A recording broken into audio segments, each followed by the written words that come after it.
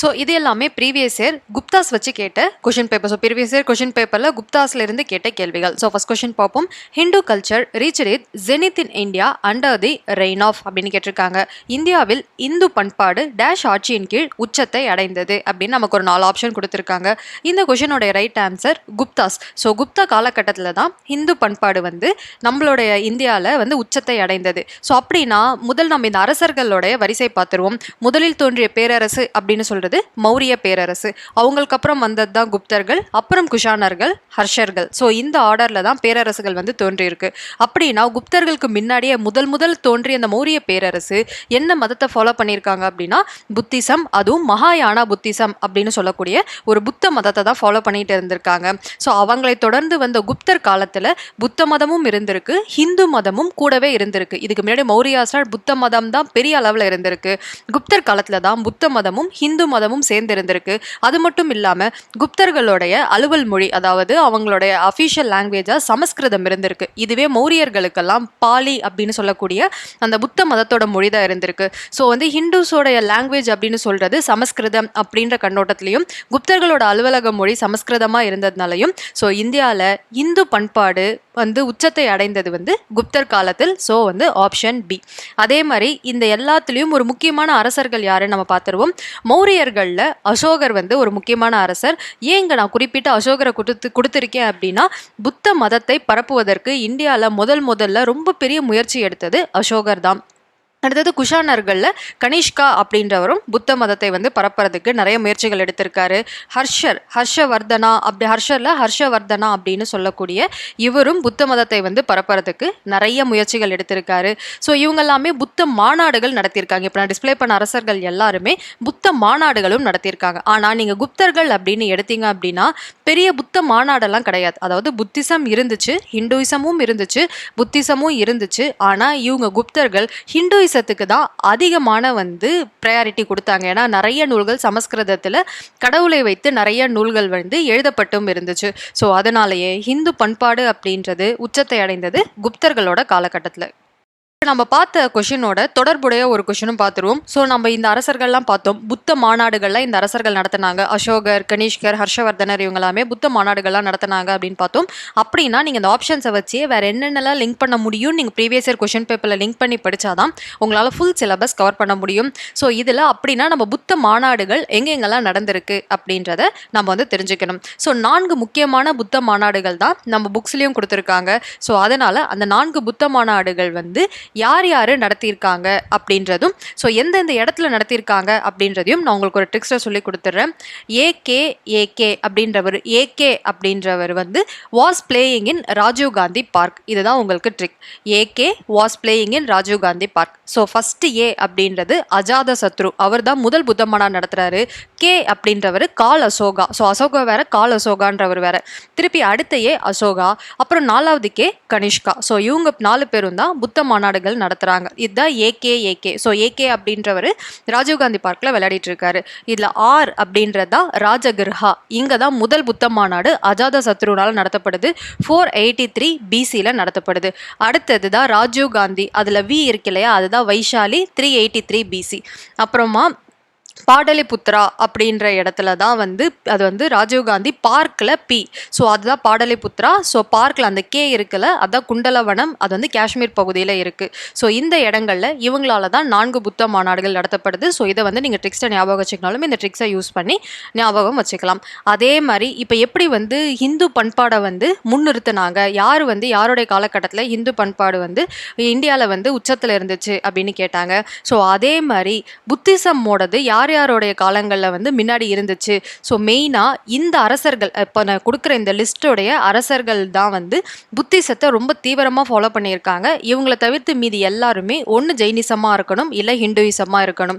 So இவங்கெல்லாம் யாருன்னு தெரிஞ்சுக்கிட்டாலே போதும். ஏன்னா சில நேரங்களில் கொஷின் எப்படி இருக்கும் அப்படின்னா இதில் யார் வந்து புத்த மதத்தை ஃபாலோ பண்ணல, அதாவது புத்த மதத்தை பின்பற்றாத அரசர்கள் யாரு அப்படின்னு கேட்டாங்கன்னா இப்போ நான் டிஸ்பிளே பண்ணுற இந்த 6 பேரை தவிர்த்து உங்களுக்கு ஏதாவது ஒருத்தவங்களோட பேர் இருந்துச்சுன்னா இருந்ததுன்னா அதுதான் உங்களுடைய ரைட் ஆப்ஷன். ஸோ இதுக்கும் வந்து நான் உங்களுக்கு ஒரு ஷார்ட்கட் சொல்லிடுறேன். முதல்ல உங்களோட பேரெல்லாம் படிச்சிடுறேன். பிம்பிசாரா, அசோகா, பிரசன்ஜித், அப்புறம் உதயசென், கனிஷ்கா, அப்புறம் ஹர்ஷவர்தனா. இவங்கெல்லாம் மட்டும்தான் புத்திசத்தை வந்து வெறித்தனமாக ப்ராக்டிஸும் பண்ணாங்க, அதை பரப்பவும் செஞ்சாங்க. இவங்களை தவிர்த்து மீதி இருக்கும் அரசர்கள் அந்த அளவுக்கு புத்த மதத்தெல்லாம் வந்து ஃபாலோ பண்ணலை. ஸோ இதை வந்து நீங்கள் எப்படி ஞாபகம் வச்சுக்கலாம் அப்படின்னா, பாபு பியூன்ல பிஏபியு பாபுவோட அக்கா வரணும்னு சொன்னாங்க அப்படின்றது, இல்லை பிஏபியு அப்படின்றது, பி அப்படின்றது பிம்பிசாரா, ஏ அப்படின்றது அசோகா, பி அப்படின்றது பிரசன்ஜித், அப்புறம் அக்கா அந்த கான்றது வந்து ஓட அப்படின்றது, அது கிட்டத்தட்ட அது யூன்னு வச்சுக்கோங்க, உதயசன். அக்கா அப்படின்றது கனிஷ்கா, அப்புறம் வந்து வரணும் அப்படின்றது ஹர்ஷவர்தனா. ஸோ இந்த 6 பேர் தான் புத்திசத்தை வந்து நம்மளோட இந்தியாவில் பெரிய அளவில் ஃபாலோ பண்ணது. இதை தவிர்த்து வேறு எந்த அரசர்களும் அந்த அளவுக்கு ஃபாலோ பண்ணல. ஸோ உங்களோட கேள்வி, இதில் யார் வந்து புத்த மதத்தை ஃபாலோ பண்ணலன்னு கேட்டால் இந்த 6 பேர் தவிர்த்து உங்களுக்கு வேறு எந்த பேர் இருந்தாலும் அவங்க அப்படின்றத நீங்கள் வந்து சூஸ் பண்ணிக்கலாம். ஸோ வந்து நம்ம புத்த மாநாடுகள் பற்றி நம்ம புக்கில் கொடுத்துருக்கும் ஒரு பாக்ஸ் இது தான். ஸோ இந்த பாக்ஸை வந்து நீங்கள் கண்டிப்பாக வந்து பார்த்துக்கணும். முதல் புத்த மாநாடு நான் சொன்ன மாதிரி ராஜகிருஹா அப்படின்ற இடத்துல வந்து நடந்திருக்கு. 483 BCயில் நடந்திருக்கு.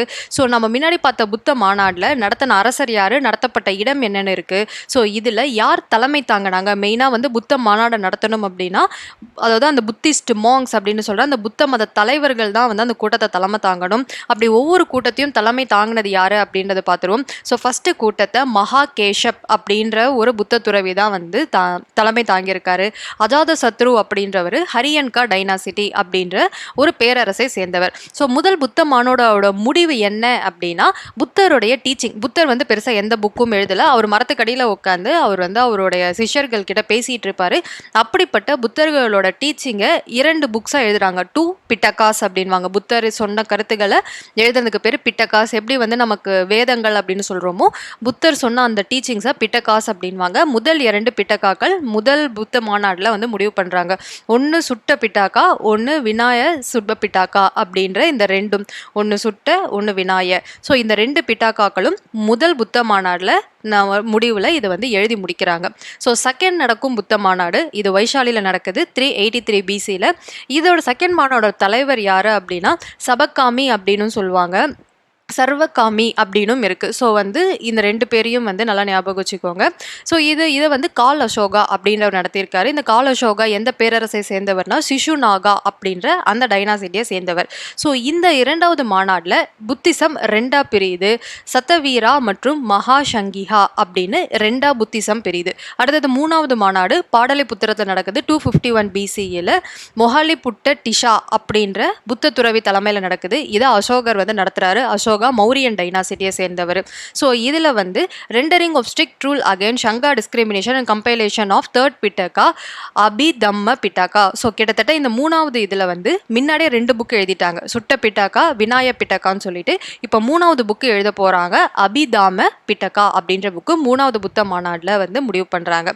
ஸோ 4வது புத்த மாநாடு குண்டலி வனம் அப்படின்ற இடம் காஷ்மீரில் இருக்குது. ஸோ இது வந்து 1st century AD, ஃபஸ்ட்டு 3ம் BCயில் நடக்குது. ஸோ 4வது மாநாடு மட்டும்தான் ADயில் நடக்குது. ஸோ இதோட பிரசிடென்ட் யார் தலைமை தாங்குறாங்கன்னா வசுமித்ரா மற்றும் அஸ்வகோவான்னு 2 பேர் இதுக்கு தலைமை தாங்குறாங்க. இது யார், எந்த அரசர் 4வது புத்த மாநாடு நடத்துறாரு அப்படின்னா கனிஷ்கர். இவர் வந்து குஷானா டைனாசிட்டியை சேர்ந்தவர். ஸோ 4வது புத்த மாநாடு இருக்கிறதுலே ரொம்ப முக்கியம். இதில் தான் புத்திசம் 2ஆ பிரியுது. ஹீனயானம் மகாயானம் அப்படின்னு சொல்லிட்டு இப்போ வரைக்கும் உலகம் ஃபுல்லாக புத்திசம் அப்படின்னு சொல்கிறது மகாயான புத்திசம் தவிர்த்து ஹீனயான புத்திசம் கிட்டத்தட்ட அழிஞ்சிருச்சு. ஹீனயானம் அப்படின்னா புத்தர் வழியை பின்பற்றி புத்தரமாரே ஆகணும் அப்படின்னா அது ஹீனயானம். மகாயானம் அப்படின்னா புத்தருடைய வழியை பின்பற்றி சாதாரணமான வாழ்க்கையை வந்து புத்தரை கடவுளாக வழிபட்டு புத்தரோட வாழ்க்கை முறையை நம்ம வாழ்க்கை முறையோட பின்பற்றணும் அப்படின்னா அது மகாயானா புத்திசம் அப்படின்னு சொல்லுவாங்க. ஸோ இப்போ ஹீனயானம் கிடையாது, எல்லா இடங்களையும் மகாயானமாக தான் இருக்குது. ஸோ இந்த ஹீனயானம் மகாயானம் அப்படின்னு பிரிஞ்சது 4வது இந்த புத்த கவுன்சில். இது நம்ம புக்கில் கொடுத்துருக்கும் இன்ஃபர்மேஷன். ஸோ இதையும் வந்து இதோட சேர்த்து பார்த்துக்கோங்க. ஸோ அதே மாதிரி நம்ம முன்னாடி குப்தர் காலகட்டத்தில் தான் ஹிந்து மதம் வந்து உச்சத்தை அடைந்ததுன்னு பார்த்தோம். அதே மாதிரி குப்தர் காலகட்டத்தில் எதெல்லாம் முதல் இடத்தை பிடிக்குது அப்படின்றதையும் நம்ம சேர்த்து பார்த்துருவோம். சுழியம், பதின்ம இலக்கு முறை. ஸோ இங்கிலீஷில் பார்த்தோன்னா 0 and decimal சிஸ்டம் யாருடைய காலகட்டத்தில் கண்டுபிடிக்கப்பட்டுச்சுன்னா குப்தர் காலகட்டம். ஸோ இதெல்லாமும் முக்கியமான கேள்விகள் பார்த்துக்கோங்க, அதோட லிங்கான கேள்விகள். அதே மாதிரி யாருடைய காலம் பண்பாடு மறுமலர்ச்சியின் காலம், செவ்வியல் கலைகளின் காலம் என அழைக்கப்படுகிறதுனா அதுவும் குப்தர்களுடைய காலத்தை தான். ஸோ இங்கிலீஷில் பார்த்தோம் அப்படின்னா கல்ச்சுரல் ரெனைசன்ஸ் அப்படின்னு சொல்லுவாங்க.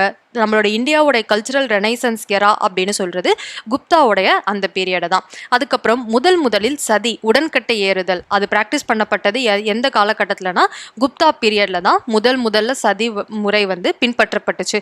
அது மட்டும் இல்லாமல் கட்டுமான கோவில்கள், கன்ஸ்ட்ரக்டட் டெம்பிள்ஸ் ஆரம்பித்ததும் குப்தர்களுடைய காலகட்டத்தில் தான்.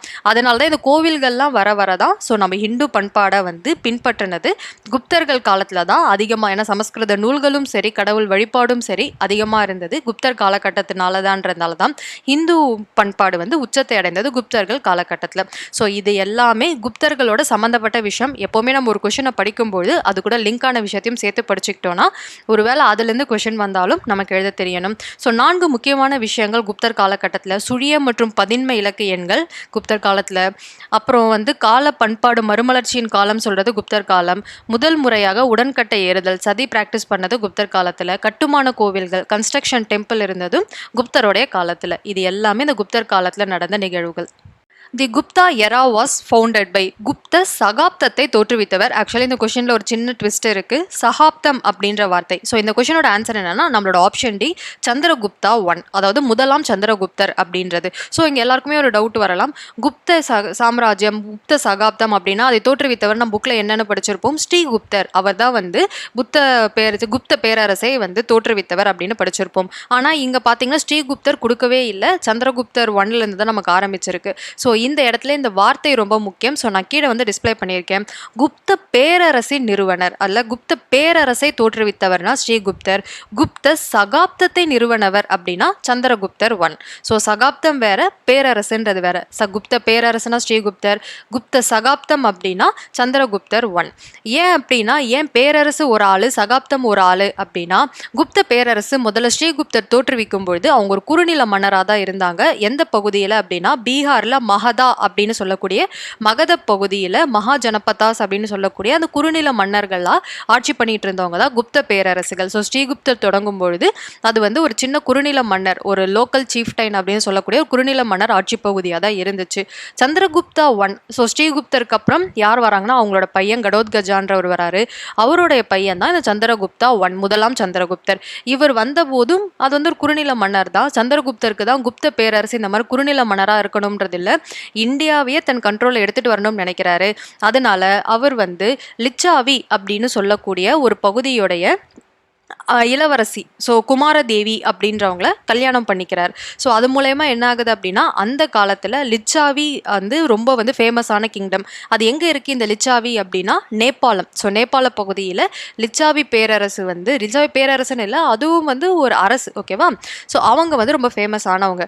ஸோ இப்போ என்ன ஆகுது, குப்தர்களும் லிச்சாவிகளும் ஒன்றிணைறாங்க. ஸோ இதனால 2 பேரும் சேர்ந்து லிச்சாவியோட படையும் குப்தர்களுக்கு கிடைக்குது. ஸோ அதனால் சந்திரகுப்தர் 1 இன்னும் பல இடங்களை வந்து பிடிக்கணும் ட்ரை பண்றாரு. ஸோ மகதத்தில் மட்டும் இல்லாமல் குப்த பேரரசு மகதத்தை தாண்டி வெளியே, இப்போ லிச்சாவே ஆல்ரெடி கல்யாணத்தில் கிடைச்சிருச்சு குமாரதேவியை கல்யாணம் பண்ணதுனால. ஸோ லிச்சாவியை சுற்றி உள்ள பகுதிகளையும் மகதத்தை சுற்றி உள்ள பகுதிகளையும் கைப்பற்றி ஸ்ட்ராங்காக குப்த பேரரசு அப்படின்னு குப்த சகாப்தத்தை நிறுவியவர் சந்திரகுப்தா 1. அதனால தான் குப்த சகாப்தம் அப்படின்னா சந்திரகுப்தா 1, குப்த பேரரசு அப்படின்னா Srigupta. Name the type of government existed during the Gupta period. குப்தர் காலத்தில் இருந்த அரசாங்கத்தின் வகையை குறிப்பிடுக. ஸோ என்ன அரசாங்கம் அப்படின்னா முடியாட்சி அப்படின்னு சொல்லப்படக்கூடிய மொனார்கி அப்படின்றது. ஸோ ஆப்ஷன் பி தான் இதுக்கு ரைட் ஆன்சர்.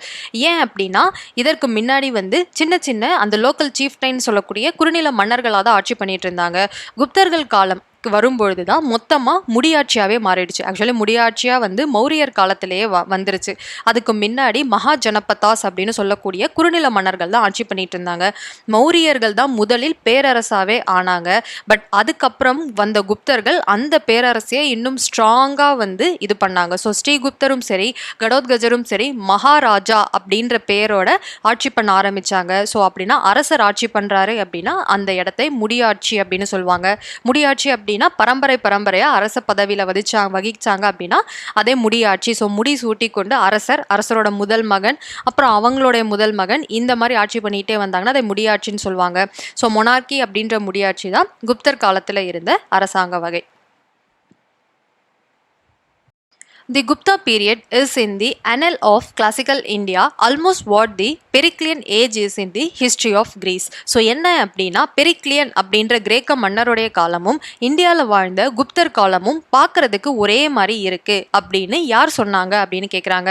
இதுக்கு ஆன்சர் ஆப்ஷன் டி, பார்னெட் அப்படின்றவர் தான். கிரேக்க வரலாற்றின் பெரிக்லியர்களின் காலம் எந்த அளவிற்கு முக்கியமோ அதே அளவிற்கு இந்திய வரலாற்றில் குப்தர்களின் காலம் முக்கியத்துவம் வாய்ந்தது என மேற்கொண்ட வாசகத்தை கூறியவர் யாருன்னா பார்னெட் அப்படின்றவர் தான் வந்து கூறுறாரு. ஸோ இதில் வந்து நம்ம ஆப்ஷனில் இருக்கும் மற்ற, அதாவது விஏ ஸ்மித் யாரு, கெய்த் அண்ட் ஆல்டிகர் இவங்கெல்லாம் யாரு அப்படின்னு பார்த்துருவோம். ஆனால் இந்த டைலாக்கை சொன்னது பார்னெட் அப்படின்றவர். ஸோ வின்சென்ட் ஸ்மித், அதான் விஏ ஸ்மித்ன்னு நம்ம பார்ப்போம். அந்த வின்சென்ட் ஸ்மித் அப்படின்றவர் தான் சந்திரகுப்த மௌரியருக்கு நெப்போலியன் ஆஃப் இந்தியா அப்படின்ற பேரை கொடுக்குறாரு. யார் முதல்ல சமுத்திரகுப்தாக்கு நெப்போலியன் ஆஃப் இந்தியான்ற பேரை கொடுக்குறாரு அப்படின்னா வின்சென்ட் ஏ ஸ்மித். ஸோ இதெல்லாம் ரொம்ப முக்கியமான கேள்விகள். இந்தியாவின் நெப்போலியன் என்று சமுத்திரகுப்தரை அழைத்தது யார் அப்படின்னா வின்சென்ட் ஏ ஸ்மித் அப்படின்றவர் தான். ஸோ நெப்போலியன் ஆஃப் இந்தியானா நமக்கு சமுத்திரகுப்தா அப்படின்றது தெரியும். அந்த பேரை கொடுத்தது Vincent A Smith. Arthur Berriedale Keith அப்படின்றவர் ஒரு ஸ்காட்லாந்து நாட்டை சேர்ந்த ஒரு லாயர். அவர் இந்தியா மற்றும் பர்மாவில் வேலை செய்யும் பொழுது இந்திய மொழிகளான சான்ஸ்கிரிட் மற்றும் இண்டாலஜி, இந்திய கல்ச்சரை பற்றி நிறைய ஆராய்ச்சிகள் பண்ணி நிறைய புத்தகங்கள் எழுதியிருக்காரு. அவர் தான் ஆர்தர் பெரிடேல் கெய்த் அப்படின்றவர். அதுக்கப்புறம் ஆல்டிகர் அப்படின்னு ஒருத்தவர். ஸோ ஆல்டிகர் வந்து காந்தியோடைய ஒரு ஃப்ரெண்டு. ஸோ 1932 காந்தியோட சேர்ந்து Hinduism and the untouchable caste அப்படின்னு ஒரு ஆராய்ச்சி பண்ணுறார். அதாவது என்னன்னா ஹிந்துயிசமும் அன்டச்சபிள் கேஸ்ட், அந்த கீழ் ஜாதியினர் பற்றியும் ஆராய்ச்சி பண்ணுறாரு. இன் 1934 அவர் வந்து ஒரு புக்கும் எழுதுறார். யாரு? ஆல்டிகர். எஜுகேஷன் இன் ஏன்ஷியன்ட் இந்தியா அப்படின்னா பழங்கால இந்தியாவின் கல்வி முறை அப்படின்னு, பண்டைய இந்தியாவின் கல்வி முறை அப்படின்ற ஒரு புக்கையும் எழுதுறாரு. ஸோ இதெல்லாம் தான் நம்ம ஆல்டிகர் பற்றி தெரிஞ்சுக்க வேண்டியது. அதாவது அந்த கல்வி முறை எவ்வளோ நாள் இருந்திருக்குன்னா 1200 AD வரைக்கும் இந்தியாவில் இருக்கும் கல்வி முறையை ஆராய்ச்சி பண்ணி ஒரு புக்காவும் 1934 வெளியிட்டிருக்கார் இந்த ஆல்டிகர் அப்படின்றவர், காந்தியோட ஒரு ஃப்ரெண்ட். ஸோ இதெல்லாம் தான் நமக்கு ஆப்ஷனில் கொடுத்துருக்காங்க. இதில் நம்ம கொஷினில் வந்து அந்த டைலாக்கு சொன்னது யார் அப்படின்னா பார்னெட் அப்படின்றவர். அரேஞ்ச் தி குப்தா ரூலர் இன் தி குரோனாலஜிக்கல் ஆர்டர். குப்தா ஆட்சியாளர்களை காலை வரிசைப்படி அடுக்குக. ஸோ கால வரிசை அப்படின்னா அக்கார்டிங் டு நம்ம அந்த இயர்ஸை வச்சு, ஓகேவா? ஸோ சின்னதுலேருந்து பெருசு மாதிரி நம்ம அடுக்கிட்டு வரணும். ஸோ இதில் நம்ம யாரெல்லாம் கொடுத்துருக்காங்கன்னு பார்ப்போம். சமுத்திரகுப்தர் நமக்கு தெரியும். ஸ்ரீகுப்தர் குப்த சாம்ராஜ்யத்தை தோற்றுவித்தவர். இரண்டாம் குமாரகுப்தர், அப்புறம் ராமகுப்தர். ஸோ இவங்கெல்லாம் கொடுத்துருக்காங்க. இதில் ஃபர்ஸ்ட் 2 ஆப்ஷன் நமக்கு தெரியும். அப்படின்னா முதல் யார் வரணும்? குப்த சாம்ராஜ்யத்தை, குப்த பேரரசை தோற்றுவித்தது யாரு அப்படின்னா ஸ்ரீகுப்தர். அப்போ அவர் தான் முதல் வரணும். ஸோ ஆன்சர் வந்து செக் பண்ணி பாருங்க. அப்போனா 2 வர ஆப்ஷன் தான் நமக்கு சரியா இருக்கணும். ஆப்ஷன் ஏலையும் ஃபர்ஸ்ட் 2 இருக்கு, ஆப்ஷன் பிலையும் 2 இருக்கு. ஸோ சி அண்ட் டியை நீங்கள் கண்டுக்கவே வேணாம். இந்த 2 ஆப்ஷன்ல ஒரு ஆப்ஷன். ஸோ அடுத்தது யார் வரணும் அப்படின்னா சமுத்திரகுப்தர் தான் உங்களுக்கு வரணும். ஏன்னா ஸ்ரீகுப்தருக்கு அப்புறம் யார் வருவார்னா கடோத்கஜர் வருவார். கடோத்கஜருக்கு அப்புறம் சந்திரகுப்தா 1, சந்திரகுப்தா 1க்கு அப்புறம் சமுத்திரகுப்தர் வரணும். ஓகேவா? ஸோ சமுத்திரகுப்தர் வந்தாச்சு. ஸோ 2, 1 இந்த ஆர்டர் படி பார்த்தீங்கன்னா உங்களுக்கு ஆப்ஷன் ஏவே கரெக்டாக மேட்ச் ஆயிடுச்சு. உங்களுக்கு ஒருவேளை ராமகுப்தர் யாரு, குமாரகுப்தர், இரண்டாம் குமாரகுப்தர் யாருன்னு தெரியலனா தெரிஞ்ச 2 குப்தரை வச்சே நீங்கள் ஃபர்ஸ்ட் ஆன்சர் ஈஸியாக சூஸ் பண்ணிடலாம். அந்த மாதிரி ஆப்ஷன் கொடுத்துருக்காங்க. பட் இருந்தாலும் 3ஆவதா வர வேண்டியது ராமகுப்தர் அப்படின்றவர். 4ஆவதா வர வேண்டியவர் தான் இரண்டாம் குமாரகுப்தர். ஸோ சமுத்திரகுப்தருக்கு 2 மகன்கள், ஒன்று ராமகுப்தர், இன்னொன்று இரண்டாம் சந்திரகுப்தர். ஸோ ராமகுப்தருக்கும் சந்திரகுப்தருக்கும் இரண்டாம் சந்திரகுப்தருக்கும் நடுவில் எப்போவுமே வாரிசுரிமை போர், யார் வந்து அரியணை ஏறுறதுன்னு போர் நடக்கும். இதில் ராமகுப்தர் தோத்துருவாரு, இரண்டாம் சந்திரகுப்தர் அரியணை ஏறிடுவார். அதனால நம்ம புக்ஸ்ல எங்கேயுமே ராமகுப்தா அப்படின்ற பேர் இருக்காது. ஆனால் ஒரே ஒரு லைன் மட்டும் நம்ம புக்ல கொடுத்துருப்பாங்க. சந்திரகுப்தா 2க்கும் ராமகுப்தருக்கும் நடுவில் அந்த வாரிசுரிமை போர் நடந்துட்டு இருந்துச்சு அப்படின்றது. ஸோ சமுத்திரகுப்தருடைய 2 மகன்கள், ஒருத்தர் ராமகுப்தர், இரண்டாம் சந்திரகுப்தர், அப்புறம் அரியணை இரண்டாம் சந்திரகுப்தர் ஏறியிருப்பார். ஸோ 3ஆவதா வர வேண்டியது ராமகுப்தர். அவரை தொடர்ந்து அப்புறம் வந்து இரண்டாம் சந்திரகுப்தர், அவருக்கு அப்புறம் முதலாம் குமாரகுப்தர், அப்புறம் ஸ்கந்தகுப்தர், அந்த மாதிரி வரும்பொழுது அடுத்தது இரண்டாம் குமாரகுப்தர் அப்படின்னு வருவார். ஸோ இதில் வந்து வரிசைப்படி 2, 1, 4, 3 இதுதான் வந்து கரெக்ட் ஆர்டர். நான் உங்களோட இயர்ஸையும் பக்கத்தில் கொடுத்துருக்கேன், ஒரு தடவை பார்த்துக்கோங்க. இதுதான் வந்து குப்தர்களுடைய ஃபேமிலி ட்ரீ அப்படின்னு சொல்லுவாங்க. அதாவது யார் யார் என்னென்ன அப்படின்றது. ஸோ முதல் குப்த சாம்ராஜ்யத்தை வந்து ஸ்ரீகுப்தா அப்படின்றவர் தொடங்குறாரு. அவருக்கு கீழே கடோத்கஜர் இருக்காரு. அப்புறம் அவருக்கு கீழே சந்திரகுப்தா 1 அவர் தான் குமாரதேவி, அதாவது லிச்சாவி இளவரசி குமாரதேவியை கல்யாணம் பண்ணிக்கிறாரு. அவருடைய மகன் தான் சமுத்திரகுப்தர் அப்படின்றவர். ஓகேவா?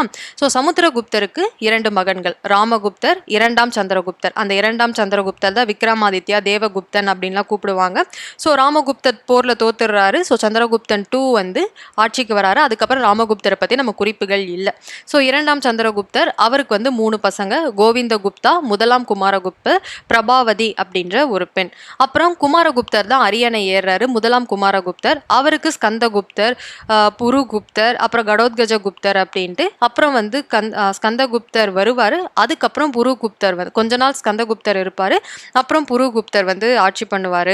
அதுக்கப்புறம் நரசிம்மகுப்தா, புத்தகுப்தா, அப்புறம் 2ஆம் குமாரகுப்தா, கடைசியாக விஷ்ணுகுப்தா. இவங்க எல்லாரும் இப்படி தான் வந்து குப்தர்களுடைய அந்த ஃபேமிலி ட்ரீ வந்து பிரிஞ்சிருக்கும். வேணும் அப்படின்னா இதை நீங்கள் பார்த்துக்கோங்க. ஸோ இந்த மாதிரி காலவரிசைப்படி எழுதுங்கனாலாம் இந்த மாதிரி உங்களுக்கு மேப் பார்த்து படிச்சிங்க அப்படின்னா உங்களுக்கு கொஞ்சம் ஈஸியாக இருக்கும். Who among the following rulers was called Kaviraja? பின்வரும் ஆட்சியாளர்களில் யார் கவிராஜா என்று அழைக்கப்படுகிறார்? ஸோ கவிராஜா அப்படின்றது யாருடைய பட்டப்பெயர் அப்படின்னு கேட்குறாங்க. ஆப்ஷன் டி சமுத்திரகுப்தர். ஸோ சமுத்திரகுப்தருடைய பட்டப்பெயர் தான் கவிராஜா அப்படின்னு சொல்லுவாங்க. ஓகேவா? ஸோ இதில் முதலாம் குமாரகுப்தர், ஸோ முதலாம் குமாரகுப்தருக்கு சக்கர ஆதித்யர் அப்படின்ற ஒரு பேரும் இருக்குது. முதலாம் சந்திரகுப்தருக்கு எந்த பேரும் இல்லை, அவர் சந்திரகுப்தர் அப்படின்னு தான் சொல்லுவாங்க. மகாராஜாதி ராஜா அப்படின்னு அவருக்கே ஒரு பட்டப்பேர் ஒன்று வச்சிருந்தார். ஸோ சந்திரகுப்த விக்ரமாதித்யா அப்படின்றது 2ஆம் சந்திரகுப்தர், அவருக்கான பட்ட பெயர் தான் விக்ரமாதித்யா. அப்ப சமுத்திரகுப்தருடைய பட்ட பெயர் தான் கவிராஜா அப்படின்றது. ஸோ கவிராஜா அப்படின்றது ஆப்ஷன் டி. நான் அடுத்த ஸ்லைடில் எந்தெந்த அரசருக்கு, அதாவது குப்த அரசர்களுடைய பட்டப்பெயர்கள் என்னன்றதை நான் உங்களுக்கு ஒரு பாக்ஸில் கொடுத்துட்டேன். ஸோ அதையும் தெரிஞ்சுக்கோங்க. ஏன்னா இந்த கொஷினே வரும் நம்ம சொல்ல முடியாது. இதில் இருக்கும் குப்த அரசர்களோட எந்த பட்டப்பெயரை வச்சு வேணாலும் உங்களுக்கு கேள்வி கேட்கலாம். ஸோ இதெல்லாம் தான் ஒரு பக்கம் இருக்கிறது அரசர்கள், அவங்களுடைய பட்டப்பெயர்கள் இன்னொரு பக்கம் இருக்கும். ஸ்ரீகுப்தருக்கும் கடோத்கஜருக்கும் பெருசாக வந்து பெயர்கள் இல்லை. ஸோ அவங்களுக்குன்னு பட்டம் வச்சுருந்தாங்க. என்னென்னா மகாராஜா. ஸோ மகாராஜா அப்படின்ற முதல் பட்டத்தை வந்து யூஸ் பண்ணது யாருன்னா ஸ்ரீகுப்தர் மற்றும் கடோத்கஜா. ஸோ இந்த கேள்வியும் ரொம்ப ரொம்ப முக்கியம். மகாராஜா என்ற பட்டத்தை முதலில் பயன்படுத்தியவர்கள் குப்தர்கள் தான். ஸோ இது நமக்கு எங்கே இருந்து கிடைக்குது அப்படின்னா ஹீன் லியூ அப்படின்றவர், அதாவது ஐ சிங் அப்படின்ற ஒரு சைனீஸ் டிராவலர். ஓகேவா? அவர் ஒரு குறிப்பு எழுதுறாரு. அதாவது அவர் வந்து கல்வெட்டுகள் ஆராய்ச்சி பண்றதுக்கு இந்தியாவுக்கு வராரு. அப்போ ஒரு கல்வெட்டுல மகாராஜா ஸ்ரீகுப்தா அண்ட் மகாராஜா கடோத்கஜா அப்படின்ற வார்த்தையை பார்த்ததுனால இவங்க 2 பேரும் மகாராஜா அப்படின்ற பெயரோட இருந்திருக்காங்க அப்படின்றது ஐ சிங் அப்படின்ற இந்த சைனீஸ் டிராவலர் மூலயமா நமக்கு தெரிய வருது. அடுத்தது சந்திரகுப்தா 1, முதலாம் சந்திரகுப்தர் மகாராஜாதி ராஜா அப்படின்ற பட்டப்பெயர் வச்சிருக்கார். ஸோ சமுத்திரகுப்தாக்கு தான் நிறைய பெயர்கள் இருக்கு. கவிராஜா அப்படின்னு சொல்லுவாங்க, பிரயாக் பிரசத்தி அப்படின்ற பெயர், அஸ்வமேத பராக்கிரம விக்ரம் அப்படின்னா முதலில் அஸ்வமேத யாகம் நடத்தியது யாருன்னா சமுத்திரகுப்தர், அதனால அஸ்வமேத பராக்கிரம விக்ரம் அப்படின்னு பேர் இருக்கும். பரம் பகவத் அப்படின்றது இவருக்கான பேரு. அதே மாதிரி சர்வராஜ் ஓச்ச சேதா அப்படின்றது என்னன்னா எல்லா அரசர்களையும் வேரோடு தோண்டி எடுப்பவர் அப்படின்றது. அலகாபாத் பில்லர். ஸோ இதில் வந்து அலகாபாத் கல்வெட்டுல சமுத்திரகுப்தரை பத்தினதான் அலகாபாத் கல்வெட்டு. அதுல சமுத்திரகுப்தர் என்னன்னு சொல்லியிருப்பாங்க அப்படின்னா தர்ம பிரச்சார் பந்து அப்படின்னு சொல்லுவாங்க. அப்படின்னா என்ன அர்த்தம் அப்படின்னா பிராமணிக்கல் ரிலிஜன், அதாவது ஹிந்து மதத்தை, பிராமண மதத்தை வளர்ப்பவர் அப்படின்றது. தர்ம பிரச்சார் பந்து அப்படின்ற பேரு சமுத்திரகுப்தாக்கு இருக்கு. இது அலகாபாத்தோடைய அந்த கல்வெட்டுல இருக்கிறது. ஸோ 2ஆம் சந்திரகுப்தர், இவருக்கு விக்ரமாதித்யா அப்படின்ற பேரு, சாகரி அப்படின்ற பேரு, சாகர்களை அழிச்சதுனால 2ஆம் சந்திரகுப்தருக்கு சாகரி அப்படின்ற பேரு. தேவகுப்தா, தேவஸ்ரீ, தேவராஜா, நரேந்திர சந்திர சிங் விக்ரமா, பரம பகவதா, இது எல்லாமே 2ஆம் சந்திரகுப்தருடைய பெயர். அதுவே குமாரகுப்தருக்கான பெயர் வந்து மகேந்திர ஆதித்யா இல்லைன்னா சக்கர ஆதித்யா, ரெண்டுமே குமாரகுப்தருடைய பெயர். ஸ்கந்தகுப்தருக்கு முன்னாடி இருந்த பெயர்களோட அந்த சின்ன சின்ன பெயர்கள் இருக்கும். விக்ரமாதித்யா, கரம் ஆதித்யா, பரம் பகவத், சக்ரோம்பம், தேவராஜ், இது எல்லாமே இருக்கும். ஆனால் ஸ்கந்தகுப்தாக்கு அப்படின்றது கரம் ஆதித்யா அப்படின்ற அந்த ஒரு பேரை ஞாபகம் வச்சுக்கோங்க. மீதி அவங்களோட அந்த மூதாதையர்கள் ஃபாலோ பண்ண அந்த நேமையே ஸ்கந்தகுப்தரும் வந்து வச்சிருப்பார். ஸோ இதெல்லாம் தான் குப்த அரசர்கள் அவங்க வந்து அவங்களுக்கு வச்சுக்கிட்ட பட்டங்கள். Who was not the contemporary of Samudragupta? So சமுத்திரகுப்தர் காலத்தை சேராதவர் இதில் யார் அப்படின்னா நமக்கு ஆப்ஷன் பி பாஸ்கரவர்மன் மட்டும்தான். இப்போ பாஸ்கரவர்மன் யார் காலத்தை வந்து சேர்ந்தவர் அப்படின்னா ஹர்ஷவர்தன் அந்த காலத்தை வந்து சேர்ந்தவர். மீதி புஷ்யவர்மனா இருக்கட்டும், விஷ்ணு கோபாவா இருக்கட்டும், ஸ்ரீ மேகவர்மன் இவங்க யாரா இருக்கட்டும், இவங்க எல்லாருமே சமுத்திரகுப்த காலத்துல இருந்தவர். புஷ்யவர்மன் யாரு அப்படின்னா சுங்கா அப்படின்ற பேரரசை தோற்றுவித்தவர். இவர் சமுத்திரகுப்தர் காலத்துல ஒரு படை தளபதியா தான் இருந்திருப்பாரு. ஸோ புஷ்யவர்மனும் சமுத்திரகுப்தர் காலத்துல இருந்திருப்பார். ஸோ அதான் பாஸ்கரவர்மன் தான் ஹர்ஷவர்தர் காலத்துல இருந்திருப்பாரு. ஸோ அவர் சமுத்திரகுப்தர் காலத்துல கிடையாது. இதே விஷ்ணு கோபா அப்படின்றவர் சமுத்திரகுப்தரால் தோற்கடிக்கப்பட்ட பல்லவ மன்னர் தான் விஷ்ணுகோபா. அதுவே ஸ்ரீ மேகவர்மன் அப்படின்றவர் இலங்கை நாட்டு அரசர். ஸோ அவர் வந்து தீவிரமான ஒரு புத்திஸ்ட் ஃபேன், ஒரு புத்தருடைய ஒரு விசுவாசி. ஸோ அதனால அவர் என்ன நினைப்பாரு அப்படின்னா, புத்தர் வந்து முக்தி பெற்ற இடம் புத்த கயா, அந்த மரத்துக்கடியில் உட்காந்து தான் வந்து என்லைட்மெண்ட் வந்து புத்தர் அடைவார். அந்த இடத்துல புத்தருக்காக ஒரு கோவில் கட்டணும் அப்படின்னு மேகவர்மன், சிலோனில் இருக்கும் மேகவர்மன் வந்து ஆசைப்படுவார். அப்போ அந்த பகுதிகள் பீகார் மற்றும் அந்த மகதம் பகுதிகளை ஆட்சி பண்ணிட்டு இருந்தது சமுத்திரகுப்தர் தான். அதனால சமுத்திரகுப்தர் கிட்ட பர்மிஷன் வாங்கறதுக்காக இலங்கையிலிருந்து ஒரு குழுவை வந்து அனுப்பி விடுவார். சமுத்திரகுப்தரும் அங்கே புத்தருக்காக கோவில் கட்டுறதுக்கு மேகவர்மனுக்கு பர்மிஷன் கொடுத்திருப்பார். ஸோ அதனால இவங்க எல்லாருமே சமுத்திரகுப்தர் காலத்தை சேர்ந்தவர்கள், பாஸ்கரவர்மனை தவிர. Which one of the following statement is incorrect regarding the Guptas? So குப்தர்களை பற்றிய கூற்றுகளில் தவறான வாக்கியம் எது அப்படின்னு கேட்குறாங்க. ஸோ ஆப்ஷன் ஏ, நாணயங்களில் சந்திரகுப்தர் குமாரதேவி உருவங்கள் காணப்படுகிறது. ஆக்சுவலி இது கரெக்டு.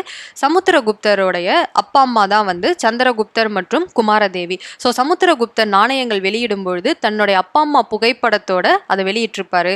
அதுதான் சந்திரகுப்தர், முதலாம் சந்திரகுப்தர் மற்றும் குமாரதேவி அவங்க உருவம் பொறிக்கப்பட்ட ஒரு நாணயம். அந்த நாணயத்தோட இன்னொரு பக்கத்துல லக்ஷ்மி உருவம் இருக்கிற மாதிரி ஒரு காயின் வந்து சமுத்திரகுப்தர் வெளியிட்டிருப்பாரு. அப்பனா ஆப்ஷன் ஏ நமக்கு கரெக்ட். ஆப்ஷன் பி பாருங்க, Harisena was one of the important officers of Chandragupta. Actually ஹரிசேனர் was one of the important officers of Chandragupta கிடையாது, சமுத்திரகுப்தர். ஓகேவா? ஹரிசேனர் சந்திரகுப்தரின் முக்கிய அலுவலர் கிடையாது, சமுத்திரகுப்தரின் முக்கிய அலுவலர். ஏன்னா ஹரிசேனர் தான் அலகாபாத்தில் இருக்கும் அந்த சமுத்திரகுப்தாவுடைய வெற்றிகளை பற்றி சொல்கிறதுக்கான ஒரு தூணை வந்து செதுக்கியிருப்பார். ஸோ அது வந்து ஹரிசேனர் தான் செதுக்கியிருப்பார். அது மட்டும் கிடையாது, ஹரிசேனர் சமுத்திரகுப்தருடைய அவையில் ஒரு முக்கியமான பதவி, படை தளபதி, கமாண்டர் இன் சீஃப், மகா தண்ட நாயக்கா அப்படின்னு சொல்லக்கூடிய ஒரு பதவியையும் ஹரிசேனர் வகிச்சிட்டு இருப்பார். ஸோ கல்வெட்டும் செதுக்குவார், மகா தண்ட நாயக்கான்னு சொல்லப்படுற படை தளபதிக்கான போஸ்ட்லையும் ஹரிசேனர் இருப்பார். ஆனால் இது இரண்டுமே சந்திரகுப்தர் காலத்தில் இல்லை, சமுத்திரகுப்தர் காலத்தில். ஸோ நமக்கு ஆப்ஷன் பி இங்கே தப்பாயிடுச்சு. ஸோ ஆப்ஷன் சி பாருங்க, Samudragupta inscription found in Ashoka pillar at Allahabad. சமுத்திரகுப்தரின் கல்வெட்டு அலகாபாத் அசோகர் தூண் கல்வெட்டில் காணப்படுகிறது. எஸ், அலகாபாத்தில் அசோகர் தூண் கல்வெட்டு இருக்கும். அதுக்கு முன்னாடியே இவங்க வந்து சமுத்திரகுப்தரை பற்றினா அந்த வெற்றி இதை பற்றி ஒரு 33 லைனில் ஹரிசேனர் செதுக்கியிருப்பார். ஈரான் கல்வெட்டு சமுத்திரகுப்தரை பற்றி தெரிவிக்கிறது. எஸ், ஸோ ஈரானில் இருக்கும் ஒரு கல்வெட்டு வந்து கண்டுபிடிச்சிருப்பாங்க. அதில் சமுத்திரகுப்தருடைய அந்த காலத்தை வந்து மென்ஷன் பண்ணி குப்தா அப்படின்னு எழுதியிருப்பாங்க. ஓகேவா? ஸோ கிட்டத்தட்ட 195 சம்திங் இந்த மாதிரி டைமிங் போட்டு அங்கே வந்து ஒரு குப்தார் இருந்தார் அப்படின்றது. ஸோ அப்படி பார்த்தோன்னா அந்த காலகட்டத்தில் இங்கே குப்தராக யார் இருந்தாங்க அப்படின்னா சமுத்திரகுப்தர் இருந்திருக்காரு. அப்போ ஈரானில் சொல்லப்பட்ட அந்த கல்வெட்டு சமுத்திரகுப்தரை பற்றின குறிப்பு, அதாவது அவங்க வாணிபம் பண்ணியிருக்காங்க அப்படின்ற குறிப்பு வந்து கிடைச்சிருக்கும். ஸோ எல்லாமே சரி, ஆப்ஷன் பி மட்டும் நமக்கு தப்பு. Who was the patron of the great Buddhist scholar Vasubandhu அப்படின்றது. ஓகேவா? புகழ்மிக்க புத்த சமய அறிஞரான வசுபந்து என்பவரை ஆதரித்த குப்த மன்னர் யார் அப்படின்னா சமுத்திரகுப்தர் தான். என்னதான் சமுத்திரகுப்தர் ஹிந்து மதத்தை ஃபாலோ பண்ணாலும் அவர் வந்து புத்த மதத்தையும் வந்து ஊக்குவிச்சுட்டு தான் இருந்தார். ஸோ அதனால வசுபந்து அப்படின்ற புத்த ஸ்காலரை வந்து அவங்கள வந்து ஆதரித்தது வந்து சமுத்திரகுப்தர். ஸோ இதை வந்து நீங்கள் ஈஸியாக வந்து ஞாபகம் வச்சுக்கலாம். ஒரு சின்ன ஷார்ட்கட் சொல்கிறேன். பந்து அப்படின்னா என்னது? கூட சேர்ந்து போகிறது, அதாவது சொந்த பந்தங்களை தான் பந்து அப்படின்னு சொல்லுவோம். ஸோ சமுத்திரம் அப்படின்னா கடலுக்கு போகும்போது கூட்டமாக தான் போவோம், ஃப்ரெண்ட்ஸு ஃபேமிலியோட போவோம் இல்லையா? அந்த மாதிரி ஞாபகம் வச்சு வசுபந்து அப்படின்றத ஆதரித்தவர் சமுத்திரகுப்தர் அப்படின்றத கொஞ்சம் ஈஸியாக ஞாபகம் வச்சுக்கோங்க. Which Gupta ruler issued Allahabad stone pillar inscription? எந்த குப்த வம்ச ஆட்சியாளர் அலகாபாத் கல்தூன் கல்வெட்டை வெளியிட்டார் அப்படின்னா சமுத்திரகுப்தர்.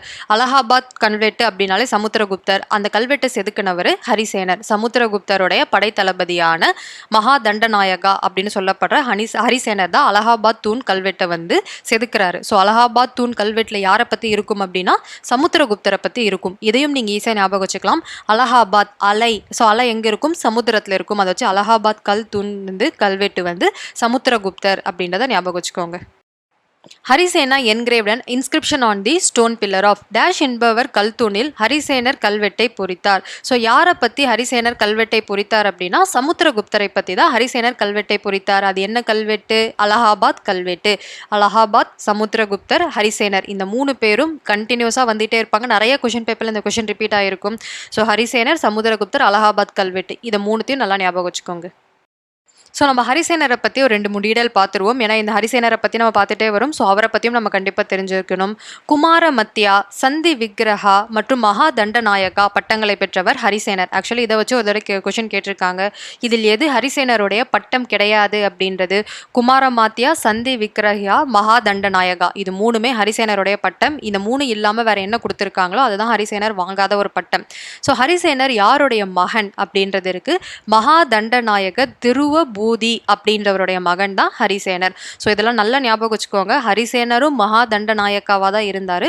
அவருடைய அப்பா மகா தண்டநாயகனா படை தளபதி. ஸோ மகா தண்டநாயகாவா அவங்க அப்பாவும் இருந்திருக்காரு. துருவ பூதி அப்படின்றவருடைய மகன் தான் ஹரிசேனர். ஸோ இதெல்லாம் ஹரிசேனரை பற்றி நம்ம புக்கில் கொடுத்துருக்கும் குறிப்புகள்.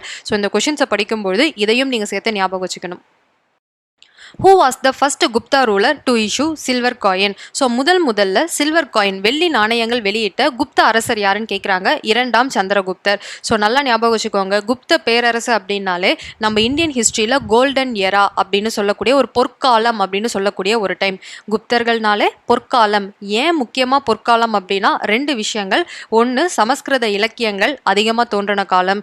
இன்னொன்று, பொற்காசுகள் அதிகமாக தோன்றின காலம். ஸோ பொற்காசுகள் இருக்குன்னாலே அந்த அரசு ரொம்ப வளமையா இருக்கு, நல்லா செழிப்பா இருக்கு அப்படின்னு அர்த்தம். ஸோ குப்தர்கள் அப்படின்னாலே அவங்க மேக்சிமம் தினாரா அப்படின்னு சொல்லக்கூடிய கோல்டு காயினை தான் அதிகமாக வெளியிட்டு இருந்தாங்க. ஸோ சில்வர் காயின் அப்படின்னு சொல்லக்கூடிய வெள்ளி நாணயங்களை 2ஆம் சந்திரகுப்தர் காலத்துல தான் வெளியிடுறாங்க. ஸோ சில்வர் காயின்ஸ் அப்படின்றது குப்த பேரரசுல முதல் இன்ட்ரடியூஸ் பண்ணது 2ஆம் சந்திரகுப்தர். Devi Chandraguptam deals with the life history of. Devi Chandraguptam யாருடைய வாழ்க்கை வரலாற்றை பற்றி கூறுகிறது? ஸோ தேவி சந்திரகுப்தம் அப்படின்ற நூல் 2ஆம் சந்திரகுப்தர் இவரை பற்றி தான் இந்த நூல் சொல்லுது. ஓகேவா? ஸோ 2ஆம் சந்திரகுப்தருடைய வாழ்க்கை வரலாற்றை பற்றி சொல்லும் ஒரு நூல் தான் தேவி சந்திரகுப்தம். ஸோ இந்த நூலை யார் எழுதுறாங்க அப்படின்னா விசாகதத்தர் அப்படின்றவர் தான் தேவி சந்திரகுப்தம் அப்படின்ற நூலை எழுதியிருக்கார். ஸோ தேவி சந்திரகுப்தம்ன்ற நூல் 2ஆம் சந்திரகுப்தர் இல்லைனா விக்ரமாதித்யர்னு கொடுத்திருந்தாலும் ரைட்டு தான், அவரை பற்றி சொல்லுது. விசாகதத்தர் தேவி சந்திரகுப்தத்தை எழுதியிருக்கார். ஆனால் விசாகதத்தர் இந்த ஒரு நூலை தான் எழுதியிருக்காரான கிடையாது. விசாகதத்தர் 2 நூல்களை எழுதியிருக்கார். ஒன்று தேவி சந்திரகுப்தம், இன்னொன்று முத்ரா ராட்சசம் அப்படின்ற 2 நூல்கள். 2மே சமஸ்கிருத நூல்கள். விசாகதத்தர் 2ஆம் சந்திரகுப்தருக்காக எழுதின நூல்கள். In which year Fahian visited the court of Gupta Empire Chandragupta II? So Fahien அப்படின்ற சீனத்துறவி 2ஆம் சந்திரகுப்தர் அவைக்கு வருகை தந்திருக்கிறார். ஸோ அந்த சீன பயணி எந்த வருடத்தில் வருகை புரிந்தார் அப்படின்னா 401 to 410, கிட்டத்தட்ட 9 வருடங்கள் இங்கே தான் இருந்திருக்கார். அதாவது 2ஆம் குப்தருடைய அந்த அரசவைக்கு வருவார். ஸோ இந்த குப்தர் பகுதிகளில் தான் அவர் வாழ்ந்துட்டு இருந்தார். ஸோ ஃபாஹியான் அப்படின்றவர் சீனத்துறவி. 401 410 வரைக்கும் அவர் இந்தியாவில் 2ஆம் சந்திரகுப்தர் அந்த காலகட்டத்திலே அந்த காலத்துல தான் அவர் இங்க வந்திருந்தார். The travel accounts of Chinese explorer Fahian mention about the following cities as ancient metropolis. கீழ்வரும் முற்கால நகரங்களின் ஒன்றினை பற்றி சீன யாத்ரீகர் ஃபாகியான் குறிப்பிட்டுள்ளார். எந்த ஊரை பற்றி ஃபாகியான் சொல்லியிருக்காரு? நம்ம 401 410 வரைக்கும் இருந்திருக்காரு ஃபாகியான்றதை பார்த்தோம். அவர் சீன யாத்ரீகர், சைனீஸ் டிராவலர்னு பார்த்தோம். 2ஆம் சந்திரகுப்தர் அவைக்கு வந்திருக்காருன்னு பார்த்தோம். ஸோ அவர் எந்த நகரத்தை சிறப்பான நகரம், குப்த நகரங்களிலேயே எந்த நகரம் சிறப்பான நகரம் அப்படின்னா ஆப்ஷன் சி பாடலிபுத்திரத்தை தான் அவர் சொல்லியிருக்காரு. இங்கே ஏன்னு கொடுத்துருக்கு, அது ஏ கிடையாது. Option C Pataliputra. ஓகேவா? ஸோ ஃபாஹியானால் குறிப்பிடப்பட்ட நகரம் என்ன அப்படின்னா பாடலிபுத்திரம். அதை தான் அவர் சிறந்த குப்த நகரங்களிலேயே சிறந்த நகரம் அப்படின்னு ஃபாஹியான் குறிப்பிட்டது பாடலிபுத்திரம். ஸோ ஃபாஹியானை பற்றின குறிப்புகள் இதெல்லாம் தான். ஃபாஹியான் அப்படின்றவர் ஒரு சைனீஸ் டிராவலர், ஒரு சீன துறவி. அவர் இந்தியாவுக்கு எப்போ வராரு அப்படின்னா 5th century, அதாவது 5ஆம் நூற்றாண்டில் தான் இந்தியாவுக்கு வராரு. 401 410 வருடத்தையும் ஞாபகம் வச்சுக்கோங்க. 5ஆம் நூற்றாண்டு. ஸோ எது கொடுத்தாலும் உங்களுக்கு எழுத தெரியணும். ஃபாகியான் எப்பொழுது 2ஆம் சந்திரகுப்தரை காண வந்திருக்கேன்னு சொல்லி 5 AD 5ஆம் நூற்றாண்டு அப்படின்னு கொடுத்துருந்தாலும் அதுவும் ரைட்டு தான். 5th century தான். யாருடைய அரசவைக்கு வராருன்னா 2ஆம் சந்திரகுப்தருடைய அரசவைக்கு வராரு. வரார். அவருக்கு அந்த அரசவையை பார்த்த உடனே தான் நம்ம பூமியில் இருக்கோமோ சொர்க்கத்தில் இருக்கோமான்னு ஒரு கன்ஃபியூஷன் அந்த அளவுக்கு வந்து நல்லா இருந்திருக்கு. So he describe the happy and contented people enjoying a life of peace and prosperity. மக்கள் எல்லாரும் சந்தோஷமாகவும் திருப்தியாகவும் வாழ்ந்துகிட்டு இருக்காங்க, அமைதியாகவும் நல்லா வளமாகவும் வாழ்ந்துட்டு இருக்காங்க. They do not have to register their household or appear before the magistrate. அதாவது என்ன அப்படின்னா அவங்களோட வீடு நிலம் இதெல்லாம் வந்து ஒன்று ரெஜிஸ்டர் பண்ணணும்னு இல்லை, அவங்கவுங்க பிடிச்ச இடத்துல சந்தோஷமாக வாழலாம். மேஜிஸ்ட்ரேட் அப்படின்னா அடிக்கடி சண்டை சச்சரவன் கோர்ட்டுக்கு அவங்க வரது இல்லை அப்படின்ட்டு. ஸோ அவர் என்ன சொல்கிறார் அப்படின்னா Pataliputra the Guptas capital was the greatest country in the middle kingdom where inhabitants were rich and prosperous. Pataliputram யாருடைய தலைநகரம்னா குப்தர்களோட தலைநகரம் பாடலிபுத்திரம். அந்த தலைநகரத்துடைய மக்கள் அவர் பார்த்த அந்த மிடில் அதாவது ஆசியாலேயே ஒரு சிறந்த நகரம், மக்கள் வந்து பணக்காரராகவும் வளமை மிக்க மக்களாகவும் வாழற ஒரு கேபிட்டல் ஒரு தலைநகரத்தையே அவர் பார்க்குற அந்த ஊர் தான் பாடலிபுத்திரம் அப்படின்னு சொல்றாரு. ஸோ ஃபாஹியானால் குறிப்பிடப்படும் குப்த நகரம் சிறந்த குப்த நகரம் வந்து Pataliputram. Who erected non-rooted iron pillar in the Qutub Minar complex at Mehrauli. மெஹ்ருலியில் குதுப் மினார் வளாகத்தில் உள்ள துருப்பிடிக்காத இரும்பு தூணை அமைத்தவர். ஆக்சுவலி இந்த இரும்பு தூண் இப்போ வரைக்கும் துருப்பிடிக்கல. மெஹ்ருலி அப்படின்றது டெல்லியிலேருந்து கொஞ்சம் வெளியே அவுட்டரில் ஒரு இடம் இருக்குது, அங்கே தான் குதுப் மினாரும் இருக்குது. குதுப்புதீன் ஐபக்கால கட்டப்பட்ட அந்த குதுப் மினார் இருக்கிற இடமும் மெஹ்ருலி. கரெக்டாக இந்த தூண் இருக்கும், இந்த தூணுக்கு பின்புறத்தில் நீங்கள் பார்த்தீங்கன்னா குதுப் மினார் இருக்கும். ஸோ இந்த தூணு யாரால் வந்து நிறுவப்பட்டது அப்படின்னு கேட்குறாங்க. இரண்டாம் சந்திரகுப்தர். ஸோ மெஹ்ருலி இரும்பு தூண் யாரால் வைக்கப்பட்டது அப்படின்னா இரண்டாம் சந்திரகுப்தர். இந்த இரும்பு தூண் மெஹ்ருலில் இருக்கும் இரும்பு தூண்ல யாரை பத்தி எழுதியிருப்பாங்க அப்படின்னா முதலாம் சந்திரகுப்தர். ஸோ டிஃப்ரென்ஸை பாருங்க, இந்த இரும்பு தூணை அமைத்தவர் இரண்டாம் சந்திரகுப்தர். இந்த தூண்ல மெஹ்ருலி இரும்பு தூண்ல யாரை பத்தின விஷயங்கள் இருக்கும் அப்படின்னா அவருடைய தாத்தாவான முதலாம் சந்திரகுப்தரை பத்தின குறிப்புகள் இருக்கும். ஓகேவா? ஸோ இந்த கல் தூண்ல இந்த ரெண்டு டிஃப்ரென்ஸ் இருக்கும். ஸோ இதை நல்லா பார்த்துக்கோங்க. மெஹ்ருலி இரும்புத்தூண் கல்வெட்டு யாருடைய சாதனைகளை குறிக்கிறது? ஸோ யாருடைய வெற்றியை குறிக்கிறதுனா முதலாம் சந்திரகுப்தர். அதுவே மெஹ்ருலி இரும்புத்தூணை அமைத்தவர் யாரு? இரண்டாம் சந்திரகுப்தர். அமைத்தது 2, அதில் இருக்கும் சாதனைகள் குறிப்பது முதலாம் சந்திரகுப்தர். அலகாபாத் கல்வெட்டு யாருடைய காலத்தை சேர்ந்தது? சமுத்திரகுப்தர். ஸோ அலை சமுத்திரம் இதை மாதிரி ஞாபகம் வச்சுக்க சொன்னேன். அலகாபாத் கல்வெட்டை செதுக்கினவர் யாரு? ஹரிசேனர். ஸோ பிதாரி தூண் கல்வெட்டு எந்த குப்தருடையதுன்னா ஸ்கந்தகுப்தர். ஸோ எல்லாருமே இந்த முதலாம் சமுத்திரகுப்தர் சந்திரகுப்தர் இந்த சமுத்திரகுப்தர்லாம் கண்டிப்பாக ஞாபகம் வச்சுப்பாங்க. ஸோ நமக்கு இப்போலாம் வந்து டிஎன்பிஎஸ்சியில் எதெல்லாம் நம்ம படிக்க மாட்டோமோ எதுக்கெல்லாம் லெஸ் இம்பார்ட்டன்ஸ் கொடுப்போமோ அதிலிருந்து கரெக்டாக ஒரு கேள்வி கேட்டு வச்சுருவாங்க. ஸோ பிதாரி தூண் கல்வெட்டு எந்த குப்தருடையது அப்படின்னா ஸ்கந்தகுப்தருடையது. ஸோ மதுரா பாறை கல்வெட்டு யாருடைய காலத்தை சேர்ந்ததுன்னா இரண்டாம் சந்திரகுப்தர். ஸோ இரண்டாம் சந்திரகுப்தரை பற்றி குறிப்பிடுவது மதுரா பாறை தூண் கல்வெட்டு. இரண்டாம் சந்திரகுப்தரால் அமைக்கப்பட்டது மெஹ்ருலியில் உள்ள இரும்பு தூண். அது யாருடைய சாதனையை குறிக்கிறதுனா முதலாம் சந்திரகுப்தரை குறிக்கிறது. பிதாரி தூண் கல்வெட்டு ஸ்கந்தகுப்தர், அலகாபாத் கல்வெட்டு சமுத்திரகுப்தர். அது மட்டும் இல்லாம இந்த மெஹ்ருலி தூண் இந்த மெஹ்ருலி இரும்பு தூண் இருக்கு இல்லையா, அந்த இடத்திலேயே அசோகரோட ஒரு கல்வெட்டும் கண்டுபிடிக்கப்பட்டது. அதுல சமுத்திரகுப்தர் ஒரு மௌரியர் அப்படின்ற குறிப்பும் இருக்கு. இதுவும் 2-3 தடவை டிஎன்பிஎஸ்சியில மறைமுகமா, அதாவது ஃபுல் கொஸ்டினா இல்லை, நம்ம வந்து அந்த லைன்ஸ்ல எது கரெக்ட் தப்புன்னு சூஸ் பண்ண சொல்லுவாங்களோ அப்படி ஒரு லைனா கேட்கப்பட்ட ஒரு கொஸ்டின். ஓகேவா? ஸோ சமுத்திரகுப்தர் ஒரு மௌரியர் அப்படின்றது அசோகருடைய கல்வெட்டில் குறிப்பிடப்பட்டு இருந்துச்சு அப்படின்னு கேட்டாங்க. இந்த கூற்று சரியா தவறான? ஆமா, அசோகருடைய கல்வெட்டுல சமுத்திரகுப்தர் ஒரு மௌரியர் அப்படின்ற வார்த்தை வந்து இருக்கும். ஸோ இந்த வார்த்தை எந்த கல்வெட்டில் இருக்கும்னா அசோகர். ஏன்னா நம்ம சமுத்திரகுப்தர் மௌரியர்னு நம்ம அசோகாலாம் யோசிக்கவே மாட்டோம். ஸோ ஆனால் அப்படி கிடையாது, சமுத்திரகுப்தர் ஒரு மௌரியர் அப்படின்றது அசோகருடைய கல்வெட்டில் இருக்கும். whose period the Gupta Empire reached to the Arabian Sea. யாருடைய ஆட்சி காலத்தில் குப்த பேரரசின் எல்லை அரபிக் கடல் வரை பரவி இருந்தது அப்படின்னு கேட்பாங்க. ஸோ இதோட ஆப்ஷன் வந்து ஆப்ஷன் டி, இரண்டாம் சந்திரகுப்தர் தான். ஸோ உங்களுக்கு நம்ம நார்மலாக ஹிஸ்ட்ரி குப்தரை பற்றி படிக்கும் பொழுது முதலாம் சந்திரகுப்தர் தான் வந்து நம்ம வந்து குப்த சகாப்தத்தை நிறுவியவர் அப்படின்னு இருக்கும். ஆனால் சமுத்திரகுப்தரில் பார்த்தீங்க அப்படின்னா நிறைய படையெடுப்புகள் இருக்கும். நான் வடக்கில் ஒரு 11 பேர், ஒரு குறுநில மன்னர்கள் ஒரு 9 பேர், தெற்கில் ஒரு 12 பேர், இந்த மாதிரி நிறைய பேரை வந்து போர் எடுத்து நிறைய ஊர்களை வந்து சமுத்திரகுப்தர் தான் பிடிச்சிருப்பார். அப்போ இந்த கொஸ்டினை நமக்கு பார்க்கும்பொழுது யாருடைய ஆட்சி காலத்தில் குப்த பேரரசின் எல்லை அரபிக்கடல் வரைக்கும் பரவி இருந்துச்சு அப்படின்னா சவுத் வரைக்கும் வந்து பிடிச்சது யாருன்னா சமுத்திரகுப்தர் தான். ஸோ அதனால் நம்ம சமுத்திரகுப்தர் அப்படின்னு சூஸ் பண்ணுவோம். ஆனால் கிடையாது. என்னதான் சமுத்திரகுப்தர் உள்நாட்டில் இருக்கும் அந்த அரசர்களை தோக்கடிச்சு பிடிச்சாலும் இரண்டாம் சந்திரகுப்தர் தான் சாகர்கள் அப்படின்னு சொல்ல, அவங்க கிட்டத்தட்ட பாதி கிரேக்கர்கள், அவங்க வந்து இந்தியாவை பிடிக்கணும் அப்படின்னு இந்தியாவுக்கு ஒரு பெரிய அச்சுறுத்தலாக இருந்துகிட்டே இருந்தாங்க. அவங்கள யாராலையுமே தோக்கடிக்க முடியல இந்த இரண்டாம் சந்திரகுப்தர் தவிர்த்து. சாகர்கள் கையிலையும் பாதி இந்தியா வந்து இருந்துச்சு. ஸோ அப்ப சாகர்களை தோக்கடிக்கும் பொழுது குப்தர்கள் விட்ட அதை சமுத்திரகுப்தர் விட்ட மிச்சம் மீதி இந்தியாவும் ஃபுல்லா சந்திரகுப்தர் கைக்கு வந்துருச்சு. ஸோ வந்து அரபிக்கடல் வரை இந்தியாவோட கொஞ்சோண்டு பகுதிகள் மட்டும்தான் வந்து விடப்பட்டிருந்துச்சு. ஸோ ஆக்சுவலி புக்ல எப்படி கொடுத்துருப்பாங்க அப்படின்னா, இந்தியாவில் எஞ்சிய பகுதிகளை தவிர மீதி அனைத்து பகுதிகளும் இரண்டாம் சந்திரகுப்தர் கையில் வந்து இருந்துச்சு. ஏனென்றால் அவர் சாகர்களை தோக்கடித்து மீதியுள்ள இடத்தையும் கைப்பற்றி விட்டார் அப்படின்னு இருக்கும். அதனால தான் அவர் சாகரின்ற பேரு. ஸோ இங்க கொஸ்டின் என்ன கேட்டிருக்காங்கன்னா, அரபிக்கடல் வரை பரவியது. ஸோ இந்த அரபிக்கடல் வார்த்தையை பார்த்தோன்னே கன்ஃபியூஸ்லாம் ஆக வேணாம். யாருடைய காலத்தில் வந்து குப்த பேரரசு எல்லை விரிவடைந்தது, ஸோ மிக பெருசாக பரவியது அப்படின்னு கேட்டாங்கன்னா இரண்டாம் சந்திரகுப்தர். ஏன்னா வந்து சாகர்களை தோக்கடித்து சாகரின்ற பட்டப்பேரையும் வாங்கி எல்லைகளையும் விரிவுபடுத்தி இருக்கார். Chandragupta 2 was succeeded by whom? இரண்டாம் சந்திரகுப்தர் பின் ஆட்சிக்கு வந்தவர் யாருன்னு கேட்குறாங்க.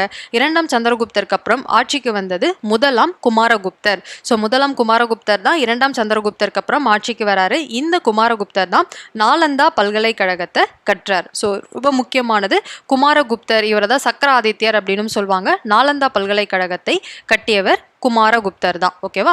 ஸோ சந்திரகுப்தர் 2க்கு அப்புறம் குமாரகுப்தர் தான் ஆட்சிக்கு வராரு. என்னதான் குமாரகுப்தர் வந்து ஆட்சிக்காக இரண்டாவது மகன் தான் குமாரகுப்தர், பட் இருந்தாலும் குமாரகுப்தர் தான் அந்த ஆட்சிக்கு வருவார். ஸோ அவர் தான் இரண்டாம் சந்திரகுப்தருக்கு அப்புறம் ஆட்சிக்கு வருவார்.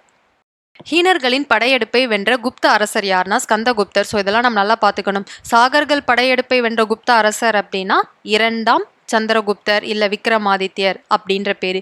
ஹீனர்கள் படையெடுப்பு ஹன்ஸ், இங்கிலீஷ்ல HUNS சொல்லுவாங்க, ஹன்ஸ். ஸோ ஹன்ஸ் படையெடுப்பை வென்றவர் வந்து ஸ்கந்தகுப்தர். ஸோ ஹன்ஸ் வேற, சாகர்ஸ் வேற. ஸோ சாகர்ஸை வெற்றி கொண்டவர் அப்படின்றது இரண்டாம் சந்திரகுப்தர். ஹீனர்கள் அப்படின்னு சொல்லக்கூடிய ஹன்ஸ் வந்து வெற்றி பெற்றவர் ஸ்கந்தகுப்தர். ஸோ குப்த வம்சத்தின் கடைசி பேரரசர் அப்படின்றது ஸ்கந்தகுப்தர். கடைசி பேரரசர் அப்படின்றது ஸ்கந்தகுப்தர். குப்த வம்சத்தின் கடைசி அரசர் அப்படின்றவர் விஷ்ணுகுப்தர். பேரரசர் அப்படின்னா நல்ல ஆட்சி பண்ணிட்டு இருந்தார். கடைசியா நல்ல ஆட்சி பண்ணவர் குப்தர்ல ஸ்கந்தகுப்தர் தான். அவருக்கு அப்புறம் சொல்ற மாதிரி யாருமே இல்லை. ஸோ குப்த வம்சத்தின் கடைசி அரசராக இருந்தது யாரு அப்படின்னா விஷ்ணுகுப்தர். ஸோ குப்தருக்கு அப்புறம் குஷானர்கள் ஆட்சிக்கு வந்துருவாங்க. நடுவில் கொஞ்சம் கேப் இருக்கும். ஸோ கடைசி மன்னராக வந்து நம்ம ஹிஸ்ட்ரியில் வந்து அங்கீகரித்தது விஷ்ணுகுப்தரை தான். ஸோ இதுதான் பேரரசர் அரசருக்குமான டிஃப்ரென்ஸ். ஸோ உங்கள் கொஷனில் என்ன கேட்குறாங்களோ அதை வச்சு வந்து சூஸ் பண்ணிக்குவாங்க. பேரரசர்னா ஸ்கந்தகுப்தர், கடைசி அரசர்னா விஷ்ணுகுப்தர். ஸோ இது மேட்ச் தி ஃபாலோயிங் பொறுத்துக. ஸோ ஒரு பக்கம் பட்டங்கள் கொடுத்துருக்காங்க, அந்த பட்டத்துக்கான மீனிங் என்ன அப்படின்றது இன்னொரு சைடு கொடுத்துருக்காங்க. மகாபாலதி கிருத்தா அப்படின்றது யாரை குறிக்குது அப்படின்னா படை தளபதி. ஆனால் நமக்கு புக்கில் வந்து மகாபாலதி கிருத்தா அப்படின்றது காலாட்படை தளபதி அப்படின்னு இருக்கும். ஸோ இங்கே நமக்கு வந்து காலாட்படை அப்படின்ற பேர் இல்லாததுனால படை தளபதியை நம்ம சூஸ் பண்ணுறோம். மகா விஸ்வபதி அப்படின்றது, விஸ்வம் அப்படின்னா குதிரை அப்படின்னு அர்த்தம். அஸ்வம் அப்படின்னா குதிரை. ஸோ அஸ்வபதி அப்படின்றது அஸ்வத்தை குறிப்பதனால குதிரைப்படை தளபதி. மகா பிலுயுபதி அப்படின்றது, இப்போ நம்ம கணபதி அப்படின்னு சொல்றோம்ல, பிலுபதி அப்படின்றது யானையை வந்து குறிக்கும். பிலுபதி அப்படின்றது, அதனால நம்ம கணபதி அப்படின்ற பேர்லாம் வச்சிருப்போம். ஸோ பிலுபதி அப்படின்றது யானையை குறிக்குது, யானைப்படை தளபதி. மகா தண்டநாயகா அப்படின்றவர் தலைமை நீதிபதி. அது இல்லாமல் இந்த முப்படைகளுடைய தலைமை வந்து மகா தண்டநாயகா அப்படின்றது நம்ம புக்கில் வந்து என்ன கொடுத்துருப்பாங்க அப்படின்னா போர்ப்படை தளபதி அப்படின்னு இருக்கும். அதாவது இந்த படைகள் எல்லா தனித்தனி படைகளுடைய தளபதியை தான் மகா தண்டநாயகான்னு சொல்லுவோம். இந்த மகா தண்டநாயகா பதவியில் இருந்தது ஹரிசேனரும் இருந்திருக்காரு. அவருடைய அப்பா திருவுபதி அவரும் வந்து இருந்திருக்காரு. ஸோ இந்த மகா தண்டநாயகா வந்து படை தளபதி மட்டும் கிடையாது, இவங்க தலைமை நீதிபதியாகவும் இருப்பாங்க. ஸோ இந்த எல்லா படைக்கும் தளபதியும் மகா தண்டநாயகா தான், தலைமை நீதிபதியும் தண்டநாயகா தான். ஸோ இதெல்லாம் தான் பேர். இதை வச்சு நீங்கள் ஈஸியாக ஞாபகம் வச்சுக்கலாம். பாலாதி திருத்தா அப்படின்றது படை தளபதி, ஏன்னா காலாட்படை அதாவது நடந்து போய் பண்றது. ஸோ அதில் வந்து நம்ம காலாட்படைன்னு கொடுக்கல, படை தளபதின்றதை நம்ம எம்டியா மேட்ச் பண்ணிட்டோம். விஸ்வபதி குதிரை, பிலுபதி யானைப்படை, மகா தண்டநாயகா தலைமை நீதிபதி. ஸோ 2, 1, 4, 3 இதுதான் நம்மளுடைய ஆப்ஷன். ஸோ இதெல்லாம் நமக்கு புக்கில் கொடுத்துருக்கும் அதிகாரிகள். ஸோ நம்ம அந்த மேத்ஸில் இல்லாமல் இது எல்லாமே குப்தர்கள் காலகட்டத்தில் இருந்த முக்கியமான அதிகாரிகள். இதெல்லாம் நம்ம கண்டிப்பாக தெரிஞ்சுக்கணும். ஏன்னா இப்போலாம் நம்ம எதை அதிகமாக படிக்கலையோ அந்த இடத்துல இருந்து தான் கேள்விகளை வந்து அதிகமாக கேட்டு விட்டுடுறாங்க. ஓகேவா? ஸோ அமத்யா மற்றும் சச்சிவா அப்படின்றது உயர் அதிகாரிகள். ஸோ அமத்யா மற்றும் சச்சிவா அப்படின்றது உயர் அதிகாரிகள். குமாரமத்யா அப்படின்றதும் உயர் அதிகாரிகள். ஆனால் குமாரமத்யா அப்படின்றது அரசுகளின் வாரிசுகள். ஸோ குமார அப்படின்னா என்னது? இளவரச குமாரர்கள். மத்தியா அப்படின்னா அதிகாரிகள். சாதாரண அமத்தியா சச்சிவான உயரதிகாரிகள். இளவரசர்கள் வந்து உயரதிகாரிகளா இருந்தாங்கன்னா அவங்கள குமார மத்தியா அப்படின்னு சொல்லுவாங்க. மகா சண்டி விக்ரஹா வெளியுறவுத்துறை அமைச்சர். சண்டி விக்ரஹா அப்படின்றது வெளியுறவுத்துறை அமைச்சர். மகா தண்டநாயகா அப்படின்றது என்னது? இராணுவ படை தளபதி. ஸோ எல்லா படைக்கும் தளபதி தான் மகா தண்டநாயகா.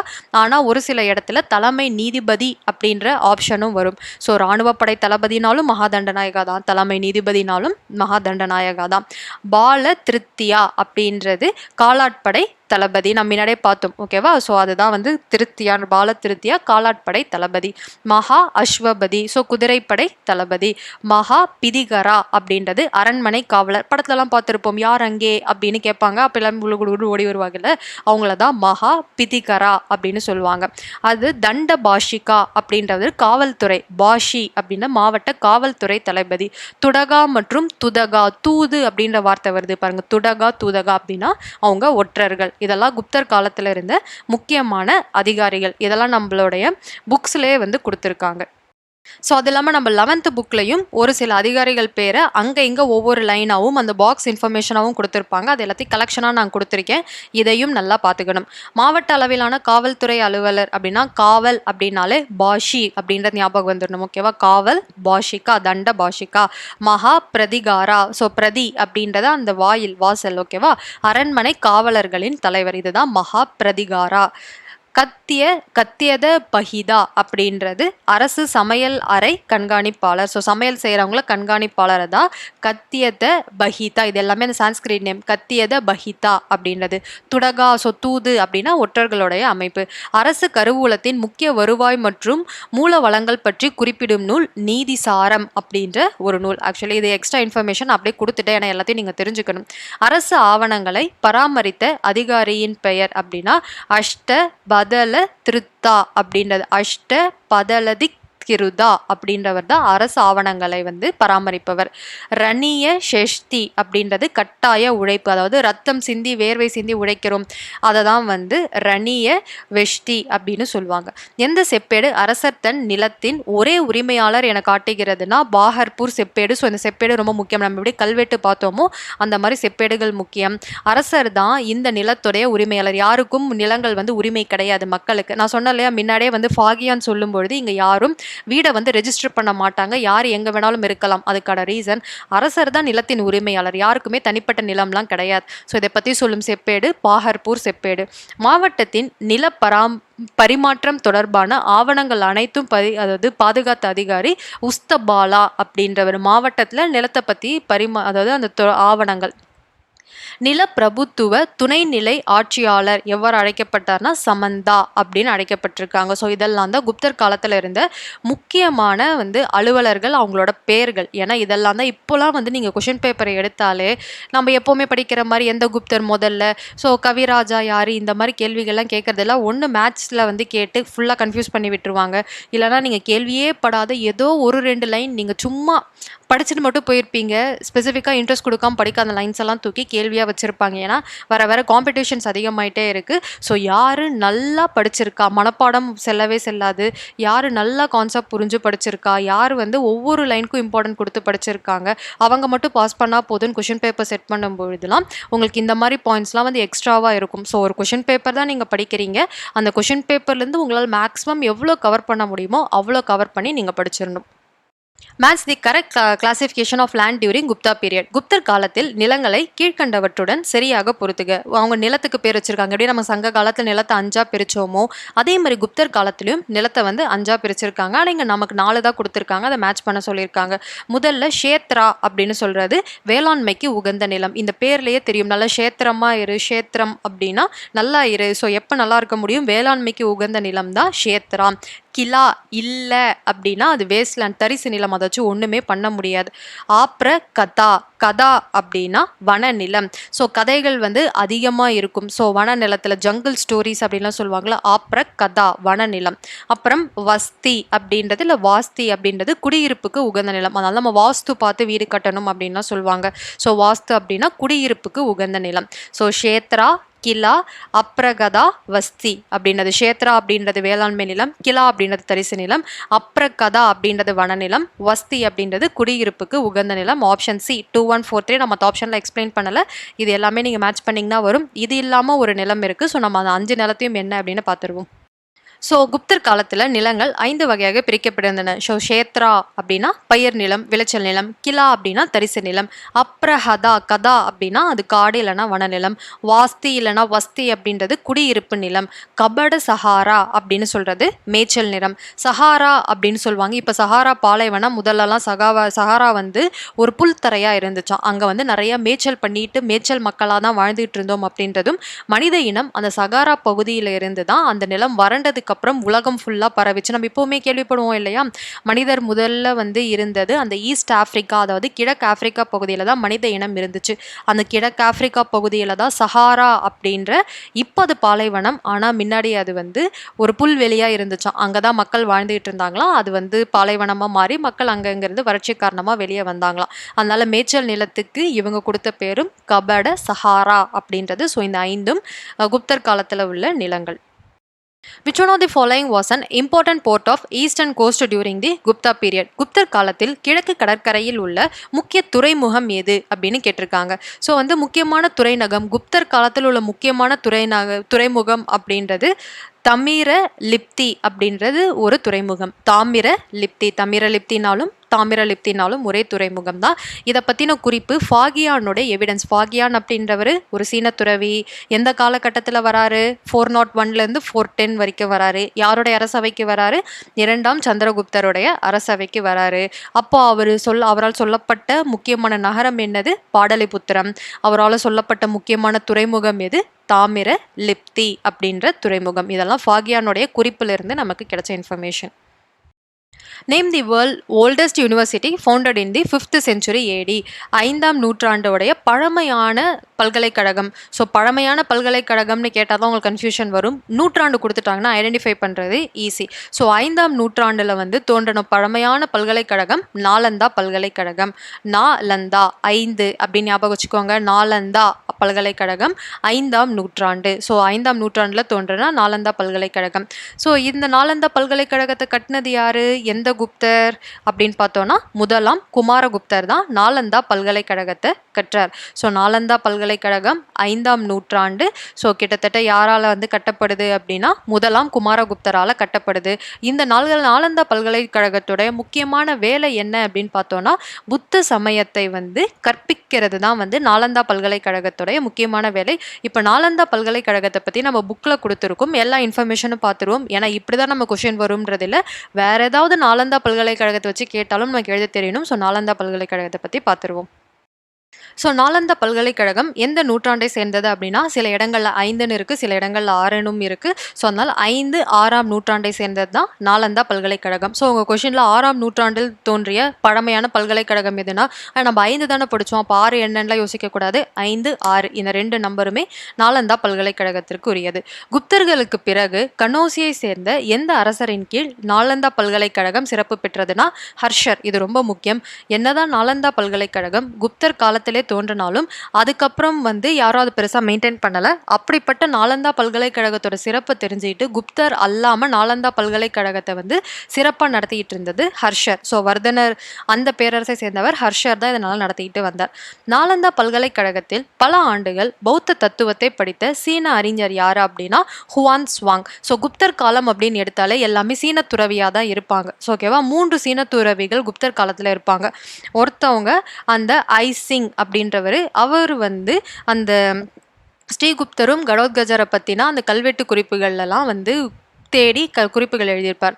2வது ஃபாஹியான், அவரும் சீனத்துறவி, 2ஆம் சந்திரகுப்தர் அவையில் இருப்பார், அவரும் குறிப்புகள் எழுதியிருப்பார். அடுத்தது யுவான் சுவாங், நாலந்தா பல்கலைக்கழகத்தில் பௌத்த மதத்தை படிக்கிறதுக்காகவே இந்தியாலையும் அவர் தங்கியிருப்பார். ஸோ 3 சீனத்துறவிகள் குப்தர் காலத்தில் வந்திருப்பாங்க. நாலந்தா பல்கலைக்கழகத்தில் எத்தனை மகா பாடசாலைகள் மற்றும் மிகப்பெரிய நூலகங்கள் இருந்தது?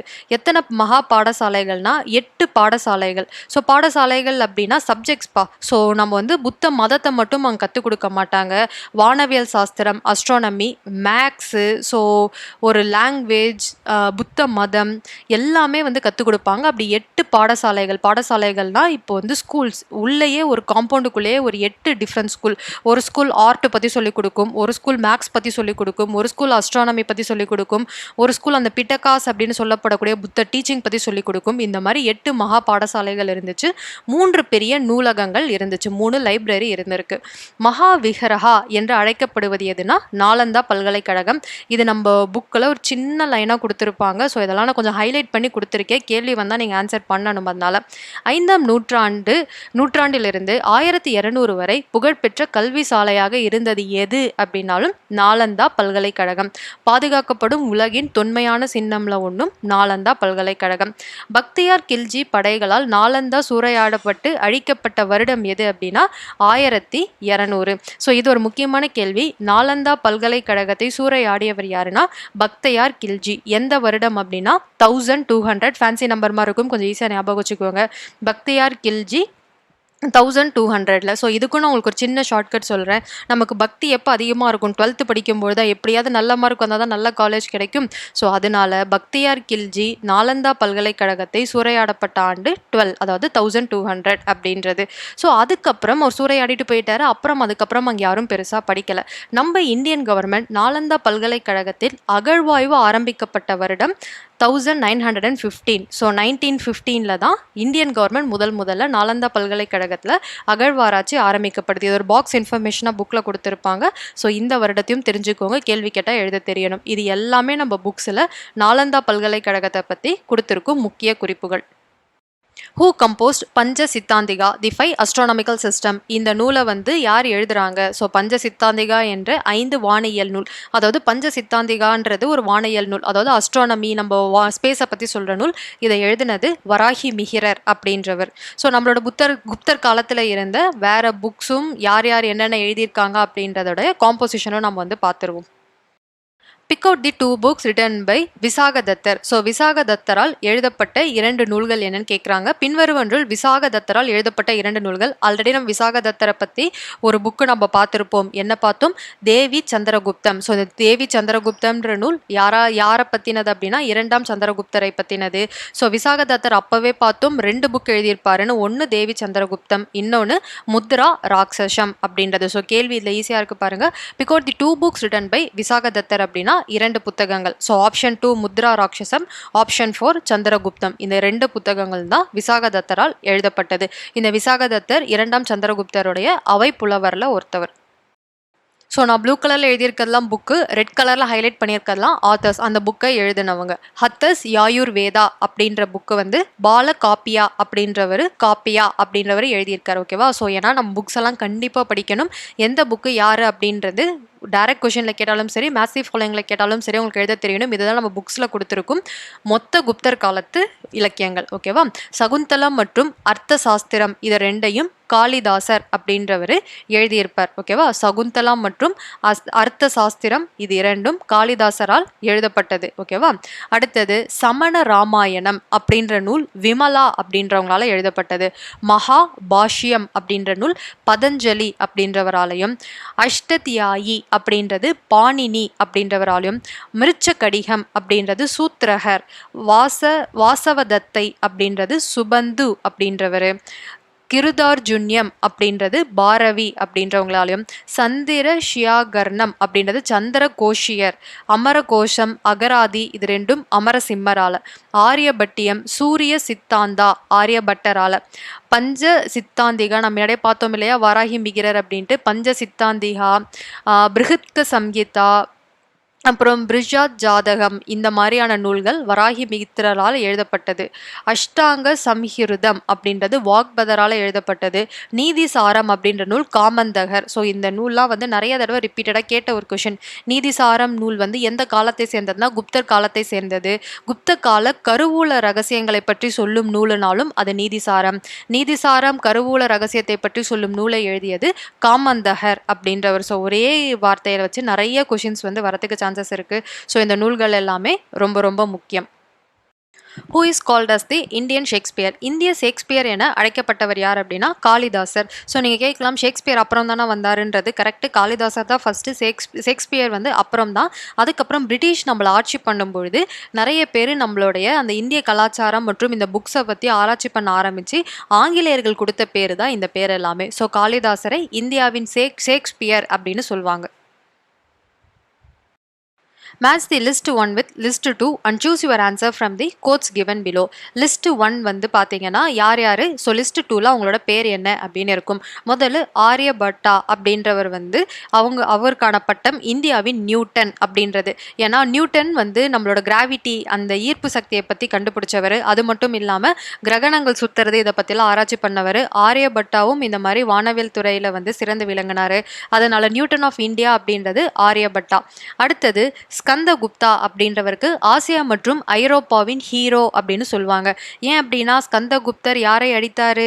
ஹீனர்களை அழித்தார். ஸோ ஸ்கந்தகுப்தர் ஹீனர்களை அழித்தார்கள். அந்த ஹீனர்கள் யாரு அப்படின்னா மத்திய ஆசியா பகுதியிலிருந்து வந்தவர்கள் தான் ஹீனர்கள். அதாவது மத்திய ஆசியா பகுதி பாதி ஐரோப்பா பாதி ஆசியா, இந்த பகுதியில் வந்த ஹீனர்களையே அவர் அழிச்சதுனால hero of Asia and Europe, ஆசியா மற்றும் ஐரோப்பாவின் ஹீரோ அப்படின்னு ஸ்கந்தகுப்தர் போற்றப்பட்டார். ஸோ ஆனால் அவர் ஹன்களை அதாவது ஹீனர்கள் அப்படின்னு சொல்லக்கூடிய ஹன்ஸை வந்து அழித்தவர். இரண்டாம் சந்திரகுப்தர் சாகர்களை அழித்தவர். ஸோ ஸ்கந்தகுப்தர் ஹீனர்களை அழித்தவர், இரண்டாம் சந்திரகுப்தர் சாகர்களை அழித்தவர். காளிதாசர் முன்னாடி கொஷினே பார்த்தோம், இந்தியாவின் ஷேக்ஸ்பியர். ஸோ இதெல்லாமே தான் குப்தாஸில் நமக்கு இருக்கும் முக்கியமான டைட்டில். ஸோ ஆப்ஷன் ஏ இதுக்கான ரைட் ஆன்சர்.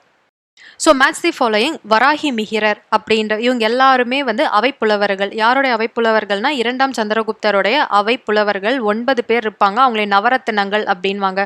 நவரத்தினங்கள் யாருடைய அவையை அலங்கரித்தனர் அப்படின்னா இரண்டாம் சந்திரகுப்தர் இல்லைனா விக்ரமாதித்யர். ஸோ இப்போ நம்ம பார்க்க போகிற மேட்ச் தி ஃபாலோயிங் என்ன அப்படின்னா அந்த இரண்டாம் சந்திரகுப்தர் அவையில் இருக்கும் அந்த 9 நவரத்தினங்கள் தான் வந்து நம்ம பார்க்க போகிறோம். நவரத்னங்கள்னாலே 9 தான், ஓகேவா? அந்த 9 பேரும் அதோட மேட்சிங் தான் பார்க்குறோம். ஃபர்ஸ்ட் வந்து வராகி மிகிரர். இவர் வந்து வானியல் அறிஞர். ஸோ வராகி மிகிரர் பஞ்ச சித்தாந்திகா அப்படின்ற புக் எழுதினதை பார்த்தோம். ஸோ அவர் வந்து வானவியல் அறிஞர். அடுத்தது காளிதாசர். ஸோ காளிதாசர் ஒரு புலவர், ஏன்னா புக்ஸ் எல்லாம் எழுதியிருக்காரு, சகுந்தலம் அந்த புக் எல்லாமே. ஸோ அவர் வந்து சமஸ்கிருத புலவர். அமரசிம்ஹர் அப்படின்றவர் அகராதியல் ஆசிரியர். ஸோ அகராதி அப்படின்னா ஒரே தமிழ், இப்போ ஃபார் எக்ஸாம்பிள் அகராதினா அந்த மொழிக்கே அந்த மொழியில் மீனிங் கொடுக்கறத நம்ம அகராதி அப்படின்னு சொல்வோம். இப்போ தமிழ் வார்த்தையே நம்ம தமிழ்லேயே அர்த்தம் கொடுத்து பார்த்தா அது அகராதி அப்படின்னும். ஸோ சமஸ்கிருத அகராதி வந்து தயாரித்தவர் தான் இந்த அமரசிம்ஹர் அப்படின்றவர். தன்வந்திரி அப்படின்றவர் மருத்துவர். ஸோ அப்படின்னா நமக்கு ஆப்ஷன் சி தான் கரெக்டான ஆப்ஷன். அது மட்டும் இல்லாமல் இங்கே 4 பேர் தான் கொடுத்துருக்காங்க. மீதி யார் யார் அப்படின்றதையும் பார்ப்போம். காக பானகர் அப்படின்றவர் ஜோதிடர், ஓகேவா? சங்கு அப்படின்றவர் கட்டடக்கலை நிபுணர். வராச்சி அப்படின்றவர் இலக்கண ஆசிரியர். விட்டல் பட்டர் அப்படின்றவர் மாய வித்தைக்காரர். ஹரிசேனர் அப்படின்றது சமஸ்கிருத புலவர். ஹரிசேனரை நம்ம எங்கே பார்த்தோம்? சமுத்திரகுப்தருக்கும் பார்த்தோம். அதே ஹரிசேனர் தான் கிட்டத்தட்ட சந்திரகுப்தர் இரண்டாம் சந்திரகுப்தர் காலத்திலையும் கொஞ்ச நாள் இருந்திருப்பார் ஹரிசேனர். அப்புறம் சுஷ்ருதர் அறுவை சிகிச்சை நிபுணர். So navratnas in the court of Vikramaditya. Vikramaditya அப்படின்னா இரண்டாம் சந்திரகுப்தர். ஸோ இதை நம்ம புக்கில் கொடுத்துருக்கிறது, ஓகேவா? காளிதாசா அப்படின்றது சான்ஸ்கிரிட் போயட், சமஸ்கிருத புலவர். ஹரிசேனரும் சமஸ்கிருத புலவர் தான், ஓகேவா? அமரசிம்ஹர் லெக்சிகோகிராஃபர், அதான் அகராதியை ஏற்றுபவர். தன்வந்திரி அப்படின்றது மருத்துவர். காக பானகா அப்படின்றவர் அஸ்ட்ராலஜர், ஜோதிடர். சங்கு அப்படின்றவர் ஆர்கிடெக்ட், கட்டடக்கலை நிபுணர். வராகி மிகிரர் அஸ்ட்ரானமர், அதாவது வானவியல் அறிஞர். வரூச்சி அப்படின்றவர் கிராமரியன் மற்றும் சான்ஸ்கிரிட் ஸ்காலர், அதாவது இலக்கண ஆசிரியர் மற்றும் சமஸ்கிருத புலவர். விட்டல் பட்டர் அப்படின்றவர் மெஜிஷியன், மாய வித்தைக்காரர். ஸோ இந்த 9 பேர் தான் அந்த விக்ரமாதித்யா கோர்ட்னு சொல்லக்கூடிய இரண்டாம் சந்திரகுப்தராவை அலங்கரித்த நவரத்தினங்கள். During which rule of dynasty first cell immolation of women widow took place in India? எந்த அரச வம்சத்தின் ஆட்சி காலத்தில் இந்தியாவில் முதல் விதவை தீக்குளித்தல் நடந்தது? அதான் சதி உடன்கட்டை ஏறுதல் குப்தர் காலத்துல தான். ஸோ எந்த பேரரசு காலத்துல உடன்கட்டை ஏறுதல் இருந்ததுக்கான குறிப்பு இருக்குன்னா குப்தர் காலத்துல தான். ஸோ இந்த கொஷனுக்கு ஆன்சரும் குப்தாஸ் தான். Which of the following statement about the Gupta society is true? குறிப்பிடப்பட்டவற்றுள் குப்தர்கள் கால சமுதாய குறித்த கூற்றுகளில் சரியானவை எவைன்னு கேட்குறாங்க. ஸோ முதல் கூற்று, தி குப்தா எம்பரஸ் கால் தெம்செல்ஃபஸ் பரம பாகவதாஸ். எஸ், குப்த அரசர்களை தங்களை பரம பாகவதர்கள் என்று அழைத்து கொண்டனர் அப்படின்னா கரெக்ட். ஸோ அவங்க அப்படிதான் தன்னை கூப்பிட்டுக்கிட்டாங்க. Trade with Rome and China flourished. சீனாவுடனும் ரோமுடனும் வியாபாரம் செழித்தது. எஸ், வியாபாரம் பண்ணிட்டு இருந்தாங்க. Women were debarred from exercising public rights. பொது நிகழ்வுகளில் பங்கு பெற பெண்களுக்கு தடை இருந்தது. ஸோ இதை பற்றின குறிப்பே நமக்கு இல்லை. குப்தர் காலத்தில் பெண்களுடைய நிலை பற்றின பெரிய, அதாவது பெண்கள் ஈக்குவலாக நடத்தப்படலை அப்படின்றத இருந்துச்சு தவிர்த்து அவங்க பொது நிகழ்ச்சிகள் பங்கேற்க தடை இருந்ததான்ற குறிப்பே வந்து குப்தர் காலத்தில் நமக்கு இல்லை. ஸோ அதனால் அப்படி தான் அவங்க பண்ணாங்களான்றதுக்கு நமக்கு தெரியாது. தி கஸ்டம் ஆஃப் சதி வாஸ் ப்ராக்டிஸ்டு பை தெம். உடன்கட்டை ஏறும் பழக்கம் இருந்தால் அதான் நம்ம முன்னாடியே பார்த்தோம். ஸோ பெண்கள் வந்து அந்த இறந்தவுடன், கணவர் இறந்தவுடன் தீக்குளிக்கும் பழக்கம் குப்தர் காலத்தில் இருந்தது அப்படின்னா 4வது சென்டென்ஸும் கரெக்ட். அப்போ இதில் எதெல்லாம் சரியானதுன்னு கேட்டால் 1, 2 and 4 தான் சரியானது. 3 பொது நிகழ்ச்சிகளில் பங்கேற்க பெண்களுக்கு தடை இருந்தது. இதை பற்றி நமக்கு தெரியாது. ஸோ அதனால வந்து அதை விட்டுட்டு மீதி 3ம் நம்ம கரெக்ட் அப்படின்னு சூஸ் பண்ணுறோம். ஸோ ஆப்ஷன் டி 1, 2, 4 தான் இதுக்கான கரெக்டான ஆன்சர். ஸோ இதோட நம்ம வந்து குப்தாஸை பற்றின ப்ரீவியஸ் இயர் கொஷின் பேப்பரில் கொடுத்துருக்கும் கொஷின்ஸ் எல்லாமே டிஸ்கஸ் பண்ணியிருக்கோம். ஸோ இதிலையே நான் மேக்ஸிமம் உங்களுக்கு குப்தாஸை பற்றி கவர் பண்ண முடிஞ்ச டாபிக்ஸ் எல்லாத்தையுமே நான் கவர் பண்ணியிருக்கேன்.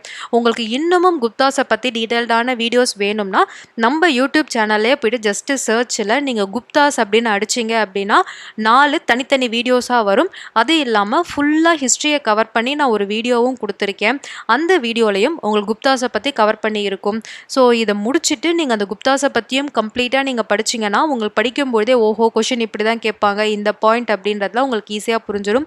ஸோ இந்த மாதிரி நீங்கள் ப்ரிப்பேர் பண்ணிங்கன்னா குப்தாஸ்லேருந்து கேட்க போகிற 1 இல்லை 2 கொஷினுக்கும் உங்களுக்கு எங்கேருந்து கேட்டாலும் உங்களால் கரெக்டாக வந்து கரெக்டாக ஆன்சர் பண்ண முடியும். ஈஸியாக மார்க்ஸ் ஸ்கோர் பண்ணவும் முடியும். உங்களுக்கு ஏதாவது இதில் டவுட் இருந்துச்சு அப்படின்னா நீங்கள் தாராளமாக வந்து கமெண்டில் கேட்கலாம். இந்த மாதிரி ஒவ்வொரு டாப்பிக்கையும் வந்து நான் வந்து வீடியோஸாக வந்து உங்களுக்கு வந்து ஒவ்வொரு ஹிஸ்ட்ரியாக இருக்கட்டும், பாலிட்டி, எல்லா சப்ஜெக்ட்ஸுமாகவே இருக்கட்டும், உங்களுக்கு இந்த மாதிரி எல்லா சப்ஜெக்ட்க்கும் ப்ரீவியஸ் இயர் கொஷின் பேப்பர் வேணும் அப்படின்னா நான் அதையும் தனித்தனி வீடியோஸாக உங்களுக்கு வந்து நான் ஆன்சரோட எக்ஸ்ப்ளனேஷனோட உங்களுக்கு கொடுக்கவும் ரெடி. ஸோ எல்லோரும் வந்து டைம் வேஸ்ட் பண்ணாமல் கொஞ்சம் சின்சியராக படிச்சுட்டே வாங்க. டவுட்ஸ் இருந்துச்சு அப்படின்னா தாராளமாக வந்து கமெண்ட்டில் கேளுங்க. ஸோ இதோட இந்த வீடியோ நம்ம முடிச்சுப்போம். So bye friends, thank you.